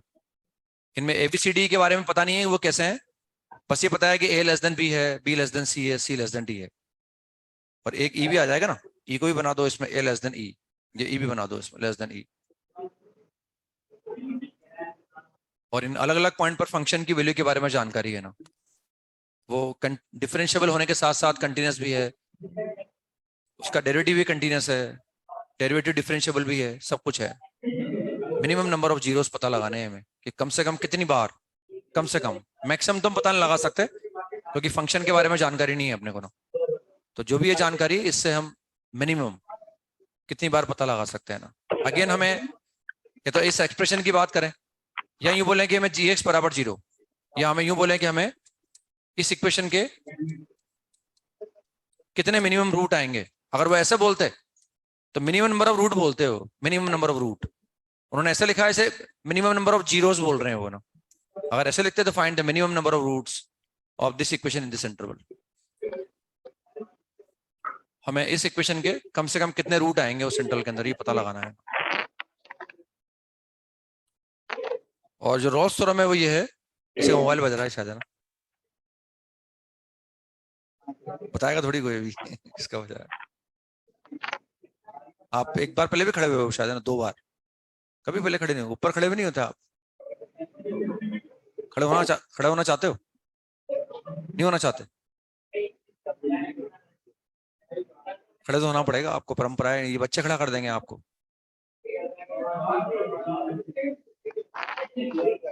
आगे भी कुछ करना होता है खड़े होने के बाद. क्या करना होता है आप बताओ इनको, क्या करना होता है? क्या करना होता है? कान पकड़ने होते हैं. फिर कान पकड़ के सॉरी बोल के क्या बोलना पड़ता है? अगली बार नहीं बचेगा. अच्छी तरह पकड़ो कान. कान जिंदगी में कोई पकड़ाएगा नहीं आपको, चिंता मत करो उसकी. खुश रहो आपके कोई कान पकड़वा रहा है हमसे जीवन में. यहाँ से निकलने के बाद कोई कान नहीं पकड़वाएगा, क्योंकि किसी को चिंता ही नहीं होगी आपकी. कोई अनुशासन सिखाने की कोशिश नहीं करेगा आपको वो, बल्कि अगर वो लगेगा बिगड़ा हुआ तो बिगड़े रहने देगा आपको. सुधारने की भी कोशिश नहीं करेगा कोई आपको यहाँ से निकलने के बाद. बोलो अब आगे क्या बोलते हैं सॉरी के बाद. और बजेगा तो मोबाइल दोगे मुझे मोबाइल? हाँ, कान पकड़ के रखो, बजेगा. बैठो. मैं कितनी मैक्सिमम रिस्क पे रहता हूँ, देखो आप, है ना, मैं कितने रिस्क पे जीवन जी रहा हूँ अपना। नहीं, इतने लोगों को चैलेंज कर रखा है मैंने, जो पल पल ये इंतजार करते हैं इसका मोबाइल किस दिन बजेगा। मतलब उनकी एक ही ख्वाहिश रहती है जीवन में, इसका मोबाइल बच जाए बस किसी दिन, छोड़ेंगे नहीं इसको, है ना, सूर्य भी लटका देंगे उस दिन तो इसको। कितनी बड़ी रिस्क ले रखी है मैंने, है ना? तो वही अगेन हम रोज थ्योरम पढ़ रहे हैं, तो कहीं ना कहीं वो माइंड में चल रहा है कि हमें एक फंक्शन सोचना पड़ेगा और जिसको डिफरेंशिएट करने पर ही आ जाए। और हम रोज थ्योरम में जानते हैं कि कोई भी इक्वेशन अगर जी एक्स बराबर 0 है, तो जी एक्स बराबर 0 के कोई भी दो रूट के बीच में जी डेस एक्स का कम से कम एक रूट आता है ना, ये हम जानते हैं। तो हमें पहले ऐसा फंक्शन सोचना पड़ेगा जिसको डिफरेंशिएट करने पर ही आता हो। और ऐसा फंक्शन कौन सा है? F x into F dash X. F x into F dash X को अगर मैं डिफरेंशिएट करूंगा तो ये आ जाएगा ना, क्योंकि यहां मैंने एफ एक्स रख रखा है एज इट इज। ये किसका डेरिवेटिव है? एफ डेस का। यानी यहां मैंने एफ डेस को डिफरेंशिएट किया, एफ एक्स को रखा एज इट इज, तो अब मैंने एफ डेस को एज इट इज रखा होगा और एफ एक्स को डिफरेंशिएट करने पर क्या आया होगा? एफ डेस एक्स, तो ये होल स्क्वायर बन गया होगा ना। तो सबसे पहले मैं फंक्शन सोचूंगा phi x is equal to, let phi x is equal to f x into F dash x. ये हमने सोच लिया ना। अब एक बार जो सोचा है उसको डिफरेंशिएट करके देख भी लो आप, ताकि जो हम सोच रहा है हमारा वो गलत नहीं सोचा हो, ताकि अगर यह गलती मालूम पड़ जाएगी तो इसको सुधार लेंगे ना। इसको डिफरेंशिएट करो, प्रोडक्ट रूल लगा दो उसमें। तो पहले मैंने इसको डिफरेंशिएट किया तो ये आ गया हमारे पास, अब मैं इसको डिफरेंशिएट करूंगा तो ये आ जाएगा, यानी सही लिखा है इसका मतलब। अब हमें इस पर लगाना है रोल्स थ्योरम, और रोल्स थ्योरम लगा के दिखाना है कि भाई इस इक्वेशन के कितने रूट आ सकते हैं, इसके कितने रूट आएंगे, और इसके जितने भी रूट आए, मान लो इसके दो रूट हमारे पास अल्फा बीटा है, तो उन दो रूट के बीच में इसका डेरिवेटिव, मतलब ये कम से कम एक बार क्या होगा? 0 होगा ना। तो हमें ये देखना है कि भाई ये गिवन इंफॉर्मेशन के मुताबिक ये कितनी बार 0 हो सकता है, ए से ए के बीच में इस एक्सप्रेशन की वैल्यू कितनी बार 0 होगी। जितनी बार भी 0 होगी वो इस इक्वेशन के क्या होंगे? वो फाई एक्स बराबर 0 के रूट होंगे ना। मेरी बात समझ रहे हैं? अब देखो ये 0 कब हो सकता है? वो वैल्यू जहां एफ एक्स 0 हो रहा हो वहां भी ये 0 हो सकता है, और एक्स की वो वैल्यू जहां एफ डेस एक्स 0 हो रहा है वहां भी ये 0 हो सकता है ना। अब हमें डायग्राम बनाना पड़ेगा एफ एक्स के बारे में, और एफ एक्स के बारे में हमें दिया हुआ है कि भाई जो जानकारी हमारे पास है वो उसमें एबीसीडी के बारे में कोई जानकारी नहीं है, बस उनका ऑर्डर दिया हुआ है हमें। तो वाई एक्सिस का डायग्राम नहीं बना रहा है, इसलिए मैंने बना दिया भाई सबसे पहले ए होगा, फिर यहाँ पर बी आ जाएगा, फिर यहाँ पर सी आ जाएगा, फिर यहाँ पर डी आ जाएगा, और फिर यहाँ पर ई आ जाएगा। ए पर वैल्यू क्या आ रही है? ये डायग्राम एफ एक्स का बना रहे हैं हम, क्योंकि हमें पता नहीं है कौन पॉजिटिव है कौन नेगेटिव, इसलिए वाई एक्सिस का डायग्राम नहीं बना रहे हम। बी पर वैल्यू +2 आ रही है, सी पर वैल्यू -1 आ रही है, डी पर वैल्यू 2 आ रही है हमारे पास, और ई पर वैल्यू क्या आ रही है? 0 आ रही है। अब मुझे एफ एक्स का डायग्राम ऐसा बनाना है कि वो यहां से पास हो, यहां से पास हो, यहां से पास हो। और एफ एक्स क्या है? ट्वाइस डिफरेंशिएबल है, मतलब वो एफ एक्स खुद कंटिन्यूस भी है, वो खुद डिफरेंशिएबल भी है। मतलब एफ एक्स का ग्राफ स्मूथ बनने वाला है क्योंकि वो डिफरेंशिएबल है। इनफैक्ट उसका डेरिवेटिव भी कंटिन्यूस है, उसका डेरिवेटिव डिफरेंशिएबल भी है ना, इसलिए ग्राफ स्मूथ बनने वाला है। अब हमें मिनिमम नंबर ऑफ जीरोस की बात करने, मिनिमम नंबर ऑफ जीरोस की, यानी कम से कम बार कटवाना है मुझे एक्स। जब मैं एफ एक्स का डायग्राम बनाऊंगा तो मिनिमम नंबर ऑफ टाइम कि भाई इतनी बार तो कट करेगा ही करेगा, कम से कम है उतनी बार कट करवाना है। यहां से मैंने डायग्राम बना लिया, यहाँ आ गया, यहाँ आ गया, और यहाँ ऐसा डायग्राम बनेगा। ये कम से कम इतनी बार कटेगा एफ एक्स एक्स एक्सिस को। मेरी बात समझ रहे भाई? यहाँ तो कट कर ही रहा है ना, तो यहाँ पर वैल्यू पॉजिटिव आ रही है, यहाँ पर नेगेटिव आ रही है, तो वही मीन वैल्यू थ्योरम लगा दी हम, इसके बीच में कम से कम एक बार कट करेगा। फिर अगेन यहाँ नेगेटिव यहाँ पॉजिटिव, इसके बीच में एक बार कट करेगा, और यहाँ कट कर ही रहा है ना। इनफाइनाइट टाइम भी कट कर सकता है वो, लेकिन हमें एक्स्ट्रा जानकारी नहीं है। हम ये तो बोल ही सकते हैं इसके बीच में कम से कम एक बार कट करेगा, क्योंकि हम मिनिमम नंबर ऑफ रूट्स की बात कर रहे हैं ना। तो आप ध्यान से देखें कि हम देख रहे हैं भाई एक्स की किन, ए से ए के बीच में एक्स की किन किन वैल्यू पर ये 0 हो सकता है ना। तो पहले हम देखते हैं भाई ये 0 कब हो सकता है? जब या तो एफ एक्स 0। तो सबसे पहले देखता हूं मैं एफ एक्स बराबर 0 इसमें कहां कहां हो सकता है। एक तो ए पर 0 हो रहा है ना, इसके बाद मैंने ये मान लिया कि ये अल्फा है, एफ एक्स अल्फा पे 0 हो जाएगा। इसके बाद मैंने इसको बीटा मान लिया, एफ एक्स बीटा पर भी 0 हो जाएगा, और एक बार मैंने ई मान लिया। तो ये एफ एक्स ए से ए के बीच में कम से कम 4 पॉइंट पर 0 होगा ही होगा, कम से कम 4 जगह। समझ में आ गया? अब मैं देख सकता हूं कि भाई एफ एक्स अगर 0 हो रहा है, हो सकता है इस ए से ई के बीच में कुछ वैल्यू ऐसी हो जहां पर एफ डेस एक्स भी क्या आ रहा हो? 0 आ रहा हो। अब कैसे देखें? ध्यान से देखें, हम पता लगाना चाह रहे हैं ए से ई के बीच में कम से कम ऐसे कितने एक्स हैं जब एफ डेस एक्स जीरो हो सकता है ना। तो हम ध्यान से देखें, अब हम एफ एक्स पे लगाएंगे रोल्स थ्योरम। देखो ए से अल्फा के बीच में, ए से अल्फा से पे एक रोल्स थ्योरम लगा लो। ए से अल्फा के बीच में क्या फंक्शन कंटिन्यूस है, क्या डिफरेंशिएबल है, क्या दोनों बाउंड्री पॉइंट पे वैल्यू बराबर है? इसका मतलब ए से अल्फा के बीच में कम से कम एक एक्स ऐसा आएगा जहां डेरिवेटिव क्या होगा, जीरो होगा। उसको मैंने मान लिया अल्फा वन। ये अल्फा वन क्या है, एफ डेस एक्स मान लिया मैंने, एफ डेस एक्स बराबर जीरो। ये मैंने मान लिया अल्फा वन। और अल्फा वन क्या है हमारे पास, alpha one is the element of A से लेकर अल्फा। आगे समझ में, ए से अल्फा के बीच में कम से कम एक रूट ऐसा आएगा जहां डेरिवेटिव जीरो हो जाएगा। ये क्लियर हुआ? इसको डाल देता हूं मैं यहां से बना। ये तो एफ एक्स बराबर जीरो कम से कम 4 जगह जीरो हुआ, और ए से अल्फा के बीच में, यानी जहां डेरिवेटिव जीरो हो रहा है ना, वो ए भी नहीं है, वो अल्फा भी नहीं है, वो ए से अल्फा के बीच में कहीं ना कहीं है। फिर आप देखो अल्फा से बीटा के बीच में लगा दो, क्या अल्फा और बीटा पर एफ एक्स की वैल्यू जीरो है? क्या अल्फा और बीटा पर एफ एक्स की वैल्यू जीरो है? क्या अल्फा से बीटा के बीच में वो कंटिन्यूस है? क्या डिफरेंशिएबल है? इसलिए अल्फा से बीटा के बीच में कम से कम एक जगह डेरिवेटिव जीरो आएगा। उसको मैंने मान लिया अल्फा टू, उसको मैंने मान लिया अल्फा टू। और अल्फा टू क्या है, alpha two is the element of alpha से बीटा। और ऐसे एक लगा दो बीटा से ई के बीच में, बीटा से ए के बीच में दोनों बाउंड्री पॉइंट पर वैल्यू बराबर है। या बीटा क्या है, ये बीटा और ई क्या है, एफ एक्स के रूट है, और उन दो रूट के बीच में डेरिवेटिव कम से कम एक बार जीरो होगा। तो उसको मैंने मान लिया अल्फा थ्री। और alpha three is the element of beta से लेकर ई। तो ये तीनों पॉइंट अलग हैं, ये चारों पॉइंट अलग हैं। अब ये बताओ कि इस इक्वेशन के कितने रूट हैं?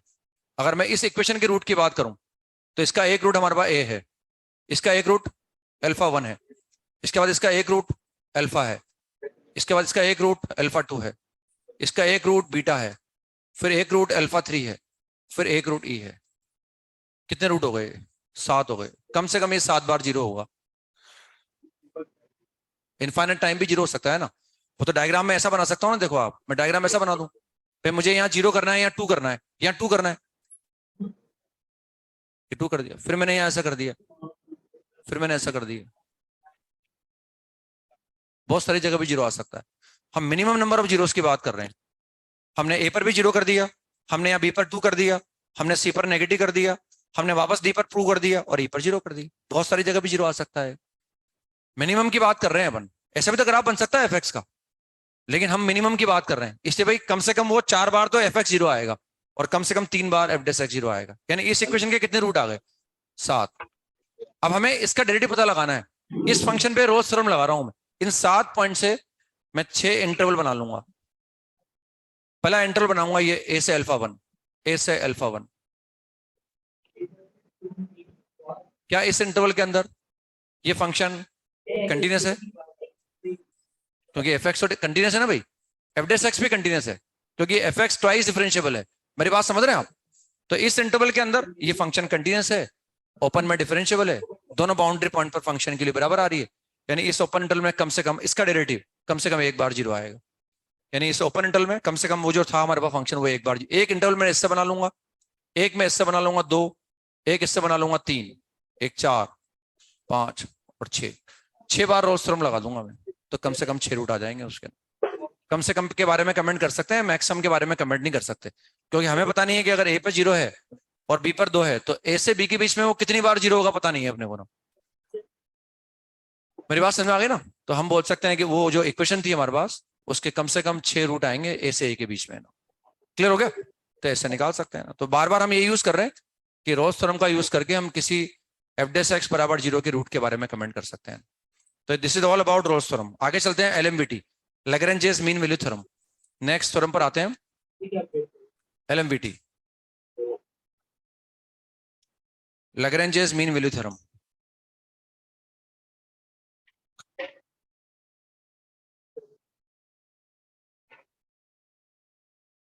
Lagrange's mean value theorem.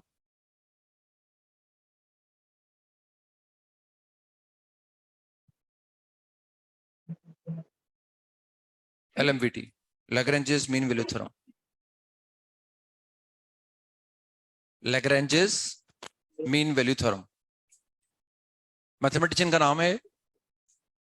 वही पहले इसका असेसमेंट लिखेंगे, फिर बाद में इसका यूज करते रहेंगे ना। if fx be a function defined in closed interval a comma b, if fx be a function defined in closed interval a comma b such that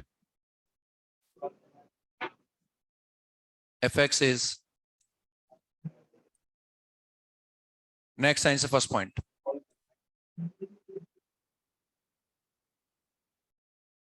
continuous in closed interval a comma b, and second,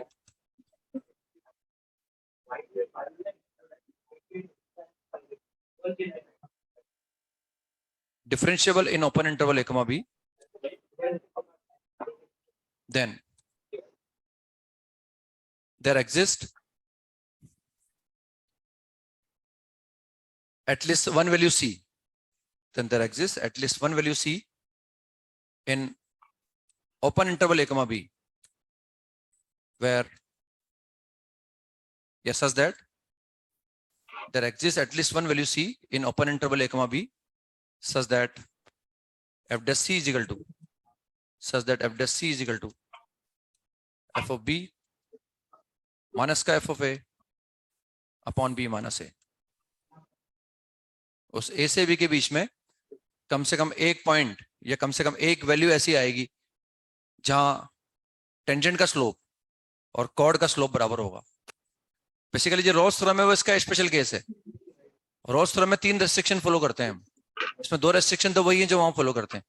third restriction Rolle's theorem में क्या होता है, वहां हम बोलते हैं कि tangent horizontal आएगी अगर फंक्शन कंटिन्यूअस भी है, डिफरेंशिएबल भी है, बाउंड्री पॉइंट पे वैल्यू बराबर है, तो उस ओपन इंटरवल में कम से कम ऐसा पॉइंट आएगा जहां हम टेंजेंट ड्रॉ करें तो वो हॉरिजॉन्टल हो जाए ना।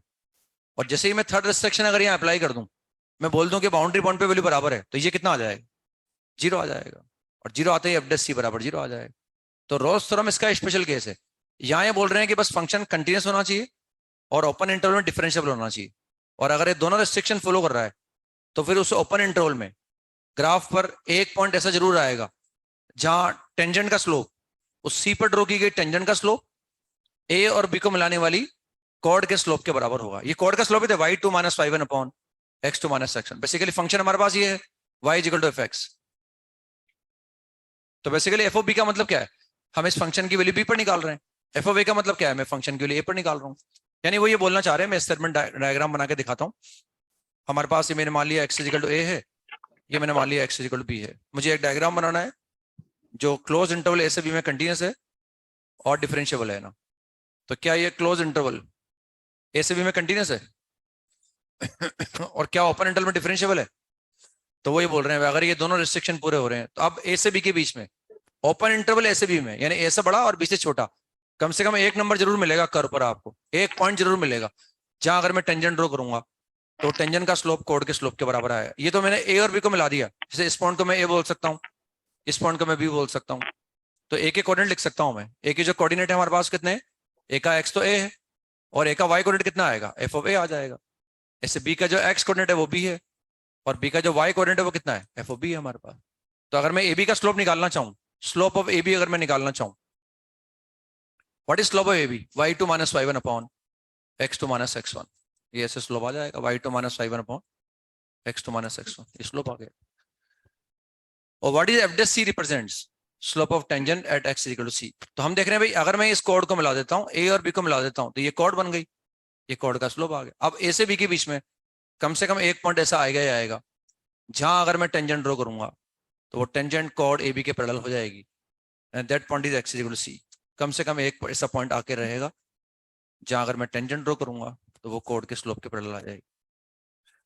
एक से अधिक भी आ सकता है, जरूरी नहीं एक ही आए, एक से अधिक पॉइंट भी हमारे पास ऐसा आ सकते हैं जहां ड्रॉ की गई टेंजेंट उसके पैरेलल आ। जैसे फॉर एग्जांपल x बराबर a मैंने यहां मान लिया और b को मैंने यहां मान लिया ना, ये x बराबर a है और ये x बराबर b है। एक से अधिक पॉइंट भी आ सकते हैं। डायग्राम मैंने ऐसा बना दिया, अब डायग्राम मैंने ऐसा बना, अब ये एक पॉइंट ये a और b को मिला दो, ये मैंने a और b को मिला दिया तो ये कॉर्ड का स्लोप आ गया और टेंजेंट यहाँ उस कॉर्ड के पैरेलल आ जाएगी। यहाँ टेंजेंट पैरेलल आ सकती है, यहाँ टेंजेंट पैरेलल आ सकती है, यहाँ टेंजेंट पैरेलल आ सकती है। एक से अधिक पॉइंट भी मुझे ऐसे के बीच में मिल सकते हैं जहां ड्रॉ की गई टेंजेंट उस कॉर्ड के स्लोप के बराबर हो जाए, ठीक है ना। और जैसे मैं ए और बी को बराबर कर दूंगा, और अगर मैं इसको और इसको बराबर, इस साइड को बराबर कर दूं, फिर टेंजेंट क्या हो जाएगी, अपने आप हॉरिजॉन्टल हो जाएगी ना। तो या तो आप वेरीफाई करने के लिए बोलेंगे, ये हमें तो अप्लाई करना होता है एक्चुअली एलएमबीटी को, जैसे हमने रोल्स थ्योरम को अप्लाई किया कि किसी इक्वेशन, रोल्स थ्योरम का इस्तेमाल हम तब करते हैं जब हमें किसी भी इक्वेशन का किसी ओपन इंटरवल के अंदर कम से कम एक रूट दिखाना हो। जब भी इस तरह की रिक्वायरमेंट आएगी, मैं दो एफर्ट करूंगा, मीन वैल्यू थ्योरम लगाऊंगा या रोल्स थ्योरम लगाऊंगा। अब एलएमबीटी का इस्तेमाल मैं कब करूंगा, एलएमबीटी का इस्तेमाल मैं तब करूंगा, बेसिकली एलएमबीटी का यूज करके सिर्फ मैं ये दिखा सकता हूं बस कि कॉर्ड का स्लोप टेंजेंट के स्लोप के बराबर होता है। ये एलएमबीटी का यूज है। कॉर्ड के स्लोप का मतलब जब भी मुझे लगेगा किसी फंक्शन की दो अलग अलग पॉइंट पर वैल्यू का डिफरेंस मैं कहीं ना कहीं सामने देख रहा हूं या उसको मैं डील कर रहा हूं, तो फिर मुझे एलएमबीटी लगाने की कोशिश करनी पड़ेगी। और एलएमबीटी लगा के बस मैं यही बोल सकता हूं कि कॉर्ड का स्लोप टेंजेंट के स्लोप के बराबर होता है। ये एलएमबीटी लगा के दिखा सकते हैं। अब सवाल करेंगे, उससे और क्लैरिटी आएगी थोड़ी, है ना। लिखें आप, verify LMVT for the function, verify LMVT for the function fx is equal to minus x square plus 4x and plus 5. Verify LMVT for this function where in the interval -1 से 1, -1 से 1 में मुझे LMVT वेरीफाई करनी है। क्या मतलब है verify करने का, पहले मैं दिखा दूंगा ये फंक्शन कंटिन्यूस है, फिर दिखा दूंगा ये डिफरेंशिएबल है, फिर वेरीफाई कैसे होगी, फिर दिखाऊंगा कि -1 से 1 में कम से कम एक ऐसा पॉइंट है कि जहां टेंजेंट का स्लोप कॉर्ड के स्लोप के बराबर आएगा। तो क्या मैं कॉर्ड का स्लोप निकाल सकता हूं, कॉर्ड का स्लोप क्या होगा, F of B minus F of A upon B minus A. तो मैं एफ डेस एक्स बराबर उसको सोल्व करके ये दिखा दूंगा कि -1 से 1 के बीच में कम से कम ऐसा पॉइंट है जहां टेंजेंट का स्लोप कॉर्ड के स्लोप के बराबर है। कॉर्ड का स्लोप मैं निकाल ही सकता हूं ना।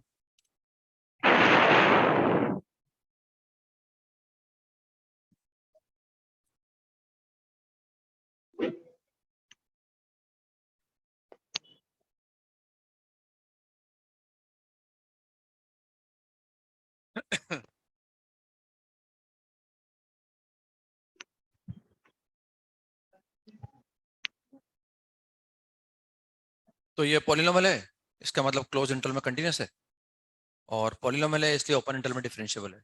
तो ये एलएमवीटी के दोनों रिस्ट्रिक्शन फॉलो करता है। अब हमें दिखाना है, वेरीफाई करने का मतलब हमें दिखाना है कि उस ओपन इंटरवल में कम से कम ऐसा पॉइंट आएगा जहां टेंजेंट और कॉर्ड पैरेलल होंगी, मतलब टेंजेंट का स्लोप और कॉर्ड का स्लोप बराबर होगा। तो पहले मैं कॉर्ड का स्लोप निकाल लेता हूं ना, या मैं यूं कर सकता हूं कि भाई एफ डेस सी बराबर F of B minus F of A upon B minus A. इस इक्वेशन को मैं सोल्व करूंगा और दिखाऊंगा जो सोल्व करने पर सी आएगा वो ओपन इंटरवल -1 से 1 में आएगा। क्या यही करना है अपने को। अब एफ ऑफ बी और वो तो मुझे पता ही है ना, बड़ी f of b, f of b का मतलब है एफ ऑफ 1, इसका मतलब है एफ ऑफ -1, और इसका मतलब है 1 माइनस -1। पर इसको मैं सोल्व कर लूंगा और सोल्व करके सी निकाल लूंगा और दिखा दूंगा वो सी 100% -1 से 1 के बीच में अगर आ गया तो एलएमवीटी वेरीफाई हो जाएगी ना। ये कोड का स्लोप तो निकाल ही सकता हूँ ना भाई मैं, बस मुझे दिखाना है कि सी ऐसा आएगा इसको सोल्व करने पर, जो सी आएगा 100% वो कम से कम ऐसा आएगा, एक आएगा या आएगा कम से कम जो -1 से 1 के बीच में। अब what is F of 1, F of 1 is 8, F of 1 is 8 है ना। What is F of -1, 0, F of -1 is 0 and this is 2। तो कितना आ गया वो, 4 आ गया। एफ डेस सी बराबर 4। अब क्या मैं एफ डेस सी निकाल सकता हूँ, एफ डेस सी बोले या एफ डेस एक्स को भी सोल्व कर सकते हैं चाहे तो। एफ डेस एक्स बराबर 4 को सोल्व कर लो, तो जो उससे एक्स आएगा वो दिखा देंगे, वो कम से कम एक एक्स आएगा जो -1 से 1 के बीच में, या वरना अलग से निकाल दो। एफ डेस सी बराबर एफ डेस एक्स बराबर माइनस का 2x और प्लस 4 आ गया। देयरफॉर एफ डेस सी बराबर माइनस का 2c प्लस 4, देयरफॉर माइनस का 2c प्लस 4 बराबर 4 and hence c बराबर 0, and since c is lying in open interval -1 से 1 hence the LMVT is verified। तो -1 से 1 के बीच में एक पॉइंट ऐसा मिल गया मुझे 0, जब मैं टेंजेंट ड्रॉ करूंगा तो वो उनको मिलाने वाली कॉर्ड के पैरेलल आ जाएगी ना। टेंजेंट पैरेलल आती है यहाँ ना, वहां तो हॉरिजॉन्टल बोल देते हैं ना अपन, वहां बोलते हैं एक्स एक्सिस के पैरेलल आएगी, यहाँ बोलते हैं वो ए बी के जो कॉर्ड है उसके पैरेलल आ जाएगी। समझ में आ गया, ऐसा निकाल सकते हैं। लिखो एक और लिखे next, let fx is continuous function, let fx is continuous function and f dash x, let fx is continuous function and f dash x exists everywhere, and fx exist everywhere. Full stop. If f of 2 बराबर 10, if f of 2 बराबर 10 and f dash x is equal to f dash x is greater than equal to -3 for all x belongs to R, for all x belongs to R, then find the least possible value of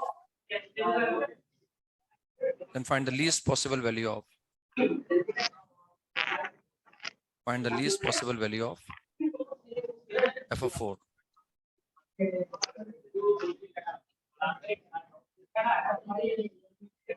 अब एक function है जिसकी दो अलग अलग point पर value की बात कर रहे हैं अपन.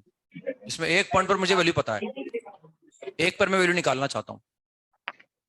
फंक्शन fx है, वो कंटिन्यूअस भी है और वो डिफरेंशिएबल भी है, क्योंकि उसका डेरिवेटिव अगर एग्जिस्ट कर रहा है तो मतलब वो डिफरेंशिएबल है. डिफरेंशिएबल है मतलब वो कंटिन्यूअस भी है ना. अब हम टेंजेंट के स्लोप को और कॉर्ड के स्लोप को बाय यूजिंग एलएमवीटी रिलेट कर सकते हैं. कॉर्ड के स्लोप को टेंजेंट के स्लोप को रिलेट कर सकते हैं. टेंजेंट के स्लोप का मतलब हो गया f dash x और कॉर्ड के स्लोप का मतलब हो गया f of b minus f of a upon b minus a. और एलएमवीटी का यूज करके हम यही कह पाते हैं कि टेंजेंट का स्लोप और कॉर्ड का स्लोप बराबर होता है कम से कम एक जगह. उस ओपन इंटरवल में कम से कम एक ऐसा पॉइंट आएगा जहां टेंजेंट का स्लोप और कॉर्ड का स्लोप बराबर है. और हमें जानकारी है टेंजेंट के स्लोप के बारे में, तो जैसा टेंजेंट का स्लोप होगा वैसा ही कॉर्ड का स्लोप होगा, क्योंकि कम से कम एक पॉइंट ऐसा आने वाला है जहां स्लोप टेंजेंट का और कॉर्ड का स्लोप बराबर हो. और हमें टेंजेंट के स्लोप के बारे में पता है तो कॉर्ड के स्लोप के बारे में पता है. इसका तो उससे एक बाउंड्री पॉइंट पर वैल्यू निकाल लेंगे. तो हमने फंक्शन कंसीडर किया fx और इंटरवल कंसीडर, ये एक फंक्शन कंसीडर कर लिया y इक्वल टू fx और इंटरवल ले लिया मैंने 2 से 4. 2 से 4 इंटरवल क्यों लिया समझ में आ गया, तभी जाके मैं f of 2 और f of 4 की बात कर पाऊंगा. तो ये फंक्शन क्या, ये फंक्शन इस क्लोज इंटरवल में कंटीन्यूअस है. यस, क्योंकि दिया हुआ है हमें, क्योंकि वो f dash x एग्जिस्ट कर रहा है मतलब वो डिफरेंशिएबल है, मतलब वो कंटीन्यूअस है. कंटीन्यूअस अलग से भी लिखा हुआ है जिसकी कोई आवश्यकता नहीं थी लिखने की. f dash x exist everywhere ये बोलना पर्याप्त था, इससे से मालूम पड़ता है कि वो कंटीन्यूअस है. तो ये इसमें कंटीन्यूअस है. ओपन इंटरवल में क्या है, डिफरेंशिएबल. तो ये एलएमवीटी के दोनों रेस्ट्रिक्शन फॉलो कर रहा है. बाउंड्री पॉइंट पे वैल्यू बराबर नहीं है, हमारे पता नहीं है बराबर आएगी नहीं आएगी, इसलिए हम रोज थ्योरम अप्लाई नहीं कर रहे, हम एलएमवीटी अप्लाई कर रहे हैं. अब क्या बोल रहे हैं वो कि अगर ये दोनों रेस्ट्रिक्शन फॉलो कर रहा है तो 2 से 4 के बीच में कम से कम एक एक्स ऐसा आएगा ही आएगा कि जहां अगर मैं स्लोप ऑफ टेंजेंट निकालूं f dash c बराबर f of b माइनस का f of a upon b minus a, 2 से 4 के बीच में कम से कम एक ऐसा आएगा. ये ऐसा बोल सकते हैं चाहे तो हम इसको इसके ऐसा लिखने की जगह ऐसा बोल सकते हैं. ये पहले मैंने ये लिख दिया, अब ऐसा बोल सकते हैं 2 से 4 के बीच में f of 4 minus f of 2 upon 4 minus 2. सही लिखा है ना मैंने, ऐसा आ जाएगा. c is the element of 2 to 4. Guarantee है, मतलब ये 2 से 4 के बीच में कम से कम ऐसा c आएगा जहां ये f dash c इसके बराबर हो. अब बेसिकली हम बोल रहे हैं c 2 से 4 के बीच में है ना, हमें दिया हुआ है, हमें क्या निकालना है, हमें f of 4 के बारे में निकालना है. क्या f of 2 मुझे पता है, ये वैल्यू मुझे पता है. अब मैं f of 4 के बारे में तब निकाल पाऊंगा जब मुझे इसके बारे में पता हो. और सवाल में दिया हुआ है हमें कि f dash x is greater than equal to -3 for every value x belongs to r. कहीं भी कैसा भी x ले लो आप, वहां टेंजेंट का स्लोप -3 या उससे बड़ा ही आएगा. तो ये basically greater than equal to -3 है. और अगर ये ग्रेटर देन इक्वल टू -3 है तो ये भी क्या होगा, ग्रेटर देन इक्वल टू -3 होगा. तो since it is given that f dash x is equal to greater than equal to -3 for every value x belongs to r, therefore f of 4, what is f of 2, f of 2 is 10 upon 2, this will be greater than equal to -3. Tangent का slope उसके बराबर होगा, क्योंकि ये दोनों बराबर है ना भाई, जैसा ये है वैसा ही होगा. इसका मतलब वो -3 के बराबर उससे बड़ा है तो उसको भी -3 के बराबर उससे बड़ा कर दो, बस क्रॉस मल्टीप्लाई कर दो, माइनस से आ जाएगा और उसके बाद आएगा f of 4 is equal to 4. कितना आ रहा है, ग्रेटर देन इक्वल टू 4 आ गया, तो इसकी वैल्यू कम से कम 4 आ जाएगी. तो least value of f of 4 is 4. Next सवाल लिखें. By using LMVT prove that tan inverse of b minus tan inverse of a is less than p minus a upon 1 plus a square and greater than b minus a upon 1 plus b square. By using LMVT prove that where a is less than b and greater than 0. LMVT का use करके prove करना है कि ये इससे छोटा है और इससे बड़ा है. और LMVT का यूज करके बस हम ये दिखा सकते हैं कि टेंजेंट का स्लोप कोड का स्लोप बराबर होता है। तो जब भी कोई फंक्शन आए उसके दो अलग अलग पॉइंट पर वैल्यू का डिफरेंस कहीं दिखे तो कहीं ना कहीं मैं LMVT का यूज करने की कोशिश करूंगा, क्योंकि फंक्शन की दो अलग अलग पॉइंट पर वैल्यू का जो डिफरेंस होगा उससे कहीं ना कहीं कोड का स्लोप मिल सकता है मुझे, और मैं LMVT का यूज करके ये दिखा सकता हूँ कि कोड का स्लोप और टेंजेंट का स्लोप बराबर होता है। कोड का स्लोप और टेंजेंट का स्लोप बराबर होता है। जैसे ये फंक्शन हमारे पास tan इनवर्स x है, उसकी दो अलग अलग पॉइंट पे वैल्यू आ गई है ना, तो कहीं ना कहीं इससे कोड का स्लोप मिलेगा हमें, और कोड के स्लोप को हम दिखा देंगे कि वो टेंजेंट के स्लोप के बराबर होता है, बाय यूजिंग LMVT दिखा देंगे।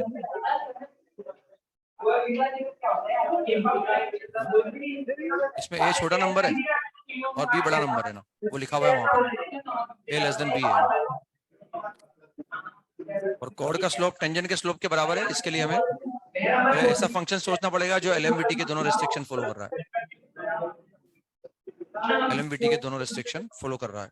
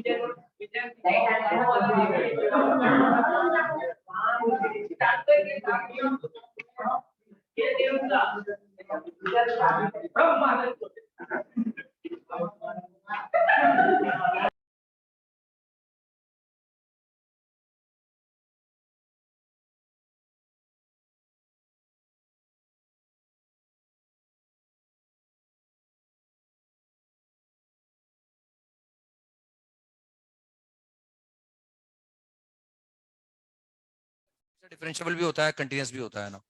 वैसे हर इनवर्स ट्रिग्नोमेट्रिक फंक्शन डिफरेंशियबल नहीं होता, लेकिन इसके बारे में हम जानते हैं ये डिफरेंशियबल भी होता है, कंटीन्यूअस भी होता है अपने एंटायर डोमेन के अंदर। तो ये इसमें कंटीन्यूअस है, ओपन में डिफरेंशियबल होगा। इसका मतलब ए से बी के बीच में कम से कम ऐसा सी आएगा जहां टेंजेंट का स्लोप कोड का स्लोप बराबर होगा। It is satisfying all the restrictions of LMVT, therefore there will exist at least one c in the open interval a, b such that f dash c is equal to f of b minus f of a upon b minus a, कि वो इसके बराबर आ जाएगा। और now what is f of b minus f of a, तो ये आ जाएगा हमारे पास। अब ये हम इसे यहाँ क्रिएट भी कर सकते थे कि जिसे हमें पता है कि a और b, a छोटा है और b बड़ा है, यानी b माइनस a क्या होगा, b माइनस a पॉजिटिव होगा।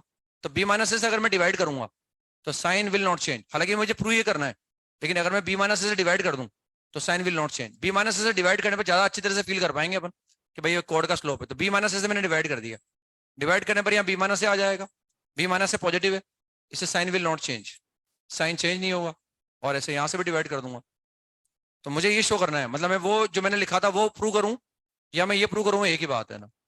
और यहाँ से क्लियर कर दिख रहा है कि ये कोड का स्लोप है, और बस मैं LMVT का यूज इस सवाल में यही है कि मैं ये दिखाऊंगा कि ये f dash c है। बस ये मैंने दिखा दिया LMVT से कि भाई ये f dash c के बराबर है। तो ये f dash c के बराबर हो गया, और ये कितना आ गया, tan इनवर्स ऑफ b, जो भी आया हमारे पास tan inverse of b minus tan inverse of a upon b minus a, ये हमने दिखा दिया। अब ये दिखाने के बाद कि ये f dash c है, मुझे प्रूव क्या करना है, मुझे प्रूव करना है कि f dash c इससे छोटा होगा और इससे क्या होगा, बड़ा होगा ना। यानी मुझे प्रूव करना है कि f dash c less than 1/1 plus a square है। अभी प्रूव नहीं हुआ, अभी प्रूव करना बाकी है। अभी तो मैंने एक पार्ट किया है कि दिखा दिया कि भाई वो टेंजेंट का स्लोप है, and that is 1/1 plus b square, ये हमें दिखाना है ना। अब ध्यान से देखो, आप ये हमें इसको दिखाना है तो अलग अलग तरह से दिखा सकते हैं। अब हमें ये नहीं, उस सवाल को आसान कर दिया हमने, अब मुझे ये प्रूव करना है। उसमें मुझे ABC में रिलेशन पता है कि C A से B के बीच में है, सबसे छोटा नंबर A है, उससे बड़ा नंबर C है, और सबसे बड़ा नंबर कौन सा है यहाँ पर, B है ना। अब अगर ये f dash c है, ये fx है, what we can say about f dash x, अगर ये fx है तो what we can say about f dash x, 1/1 plus x square. तो मैं क्या f dash c के बारे में क्या बोल सकता हूँ, अब मैं ये प्रूव करूं, ये मैं ये प्रूव करूं, या मैं ये बोल सकता हूं कि ये f dash c है, ये क्या है भाई, ये तो f dash c है सी, ये क्या है, ये f dash है ना, ये f dash है, और ये क्या लिखा हुआ है, ये f dash b लिखा हुआ है। मतलब मुझे ये प्रूव करना है इन तीनों नंबर में ABC में, यानी मुझे एक फंक्शन f dash x मेरे पास है और मुझे उस f dash x की इन तीन अलग अलग पॉइंट पर वैल्यू निकालनी है और ये प्रूव करना है मुझे ना। तो सबसे छोटा नंबर कौन सा है इनमें, ए छोटा है, ए छोटा है सी से और सी छोटा है बी से, तो स्मॉलेस्ट नंबर कौन सा है? ए। लेकिन मुझे इस ये प्रूव करने के लिए मुझे ये दिखाना पड़ेगा कि एफ डेस एक्स एक डिक्रीजिंग फंक्शन है। अगर मैं ये दिखा दूं कि जो एफ डेस एक्स है ये डिक्रीजिंग है, तो इस एफ डेस एक्स फंक्शन की वैल्यू सबसे बड़ी कहां आएगी? स्मॉलेस्ट पॉइंट पर। और स्मॉलेस्ट पॉइंट कौन सा है? ए। तो मुझे ये दिखाना है कि ये डिक्रीजिंग है, और इसको दिखा सकता हूं मैं डिक्रीजिंग। क्या दिखाऊं? डिक्रीजिंग दिखाने के लिए इसको डिफरेंशिएट कर देता हूं मैंने। तो मैंने इसको डिफरेंशिएट कर दिया, एफ डबल डेस एक्स निकाल लिया, और ये कितना आ गया? माइनस का 2x upon 1 plus x square का होल स्क्वायर। और हमारे पास जो नंबर है ये सब क्या है? पॉजिटिव है। तो किसी भी पॉजिटिव नंबर पर ये हमेशा नेगेटिव आएगा। Therefore F dash x is decreasing for every value x belongs to zero से इन्फिनिटी। जीरो से इन्फिनिटी में हमेशा डिक्रीजिंग आ जाएगा। और अगर वो डिक्रीजिंग है तो इसका मतलब हम बोल सकते हैं F dash x is decreasing. Therefore F dash A की वैल्यू, एफ डेस एक्स की वैल्यू सबसे बड़ी कहां आएगी? Since F dash x is decreasing, therefore F dash C will be less than F dash A और will be greater than F dash B. आगे समझ में? ये ऐसे दिखा सकते हैं अपन। जरूरी नहीं हम डायरेक्टली निकाल के दिखाते, वो तो हमने इसको इस तरह डिजाइन कर लिया, पहले एफ डेस सी दिखा दिया, फिर लगा भाई ये एफ डेस सी है तो ये एफ डेस ए निकला, ये एफ डेस बी निकला। इनको लिखने के बाद लगा भाई ये प्रूव करना है, तो सबसे स्मॉलेस्ट नंबर ए है लेकिन उस पर वैल्यू मैक्सिमम आ रही है, तो ये दिखा दो कि F dash x decreasing function है ना। हम ऐसे भी कर सकते थे, या तो मैंने इनको ये विजुलाइज करा कि ये एफ डेस ए, ये एफ डेस बी है। हम ऐसे भी सोच सकते थे ना, जैसे ये हमारे पास लिखा हुआ है 1 प्लस ए स्क्वायर, ये 1/1 प्लस बी स्क्वायर लिखा हुआ है। ऐसे ही मैं एफ डेस सी को फिल कर सकता हूँ। What is f dash c? F dash c 1/1 plus C square. मतलब मुझे ये प्रूव करना है, या तो मैं एफ डेस सी लिख के प्रूव करता, इसको एफ डेस ए और एफ डेस बी में कन्वर्ट करके प्रूव करता, या मुझे यही तो प्रूव करना है, ये मुझे ये प्रूव करना है ना। पहले मैंने क्या करा, इसको एफ डेस सी बोल दिया, इसको एफ डेस ए बोल दिया, इसको एफ डेस बी बोल दिया, या मैंने एफ डेस का नाम नहीं लिया। एफ डेस सी ये तो लिखा हुआ ही था, एफ डेस सी मैंने देखा भाई ये है, और एफ डेस बी हमारे पास ये। मुझे ये प्रूव करना है, ये प्रूव कर देंगे तो ये अपने आप प्रूव हो जाएगा, वो अपने आप प्रूव हो जाएगा। अब इसको देखो सिंपल अपन मैथमेटिक्स से भी दिखा सकते हैं। हमें हमें एबीसी के बारे में रिलेशन पता है, हमें पता है कि ए लेस देन सी है, लेस देन बी है। हमें एबीसी से मतलब नहीं, इनके स्क्वायर से मतलब है, सब पॉजिटिव है तो इनकी स्क्वायरिंग कर दो, A square is less than C square less than B square. हमें लेकिन वन से मतलब है, तो 1 plus A square is less than 1 plus C square is less than 1 plus B square. हमें इनसे मतलब नहीं, इनके रेसिप्रोकल से मतलब है। ये सब पॉजिटिव है तो उल्टा कर दो, उल्टा करने पर साइन क्या हो जाएगा? चेंज हो जाएगा ना। 1 प्लस सी स्क्वायर क्या आ जाएगा? 1/1 plus C square, 1/1 plus C square is greater than 1/1 plus B square and less than 1/1 plus A square. इसको सीधा लिख दो अब चाहो तो, 1/1 प्लस सी स्क्वायर 1/1 प्लस ए स्क्वायर से छोटा है और इससे बड़ा है ना, इसको ऐसे लिख दिया मैंने। और ये हमें प्रूव करना था ना, ये एफ डेस सी है तो एफ डेस से छोटा आ गया। इसमें कुछ डिक्रीजिंग इंक्रीज का यूज नहीं करा आपने ना, सिंपल मैथमेटिक्स लगा के दिखा रही है कि भाई ये इससे छोटा आएगा। आगे समझ में? तो ये हमें एक्स्ट्रा एफर्ट करना पड़ा। एलएमवीटी का यूज तो बस ये था, जैसे ही लगा कि फंक्शन है उसके दो अलग अलग पॉइंट पर वैल्यू का डिफरेंस है, तो उससे लगा भाई कहीं ना कहीं वो कॉर्ड का स्लोप बनेगा। उसमें बी माइनस ए को नीचे लाके आ गए तो वाकई में वो कॉर्ड का स्लोप बन गया। और एलएमवीटी का यूज करके बस हम ये दिखा पाए कि वो कॉर्ड का स्लोप टेंजेंट के स्लोप के बराबर है। बाकी फिर हमें एक्स्ट्रा एफर्ट करना पड़ा, और वो एफर्ट भी दो तरह से किया हमने, एक बार डिक्रीजिंग दिखा के और एक बार ऐसे सिंपल मैथमेटिक्स का कंसेप्ट लगा के दिखा दिया आपने। ठीक है ना? ये निकाल के लाना है आपको घर से। By using LMVT prove that, by using LMVT prove that ln b by a, ln b by a is less than b minus a upon a and greater than b minus a upon b। ये तो अभी करना है ना फटाफट, ये तो अभी कर लो आप, क्लास नहीं है ना आपकी इसके बाद। हाँ तो बस ये अभी कर लो आप, तो अभी कर लो, ये तो फटाफट हो जाएगा वो सवाल करने के बाद।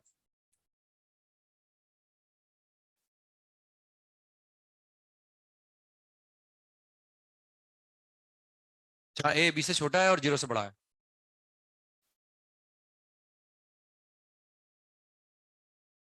बाय यूजिंग एलिमेंट्री दिखाना है कि ये ट्रू है, ये इससे छोटा है, इससे बड़ा है। एल एन बी बाई ए लिखा हुआ है, ये बी लिखा हुआ है, वो ए लिखा हुआ है ना।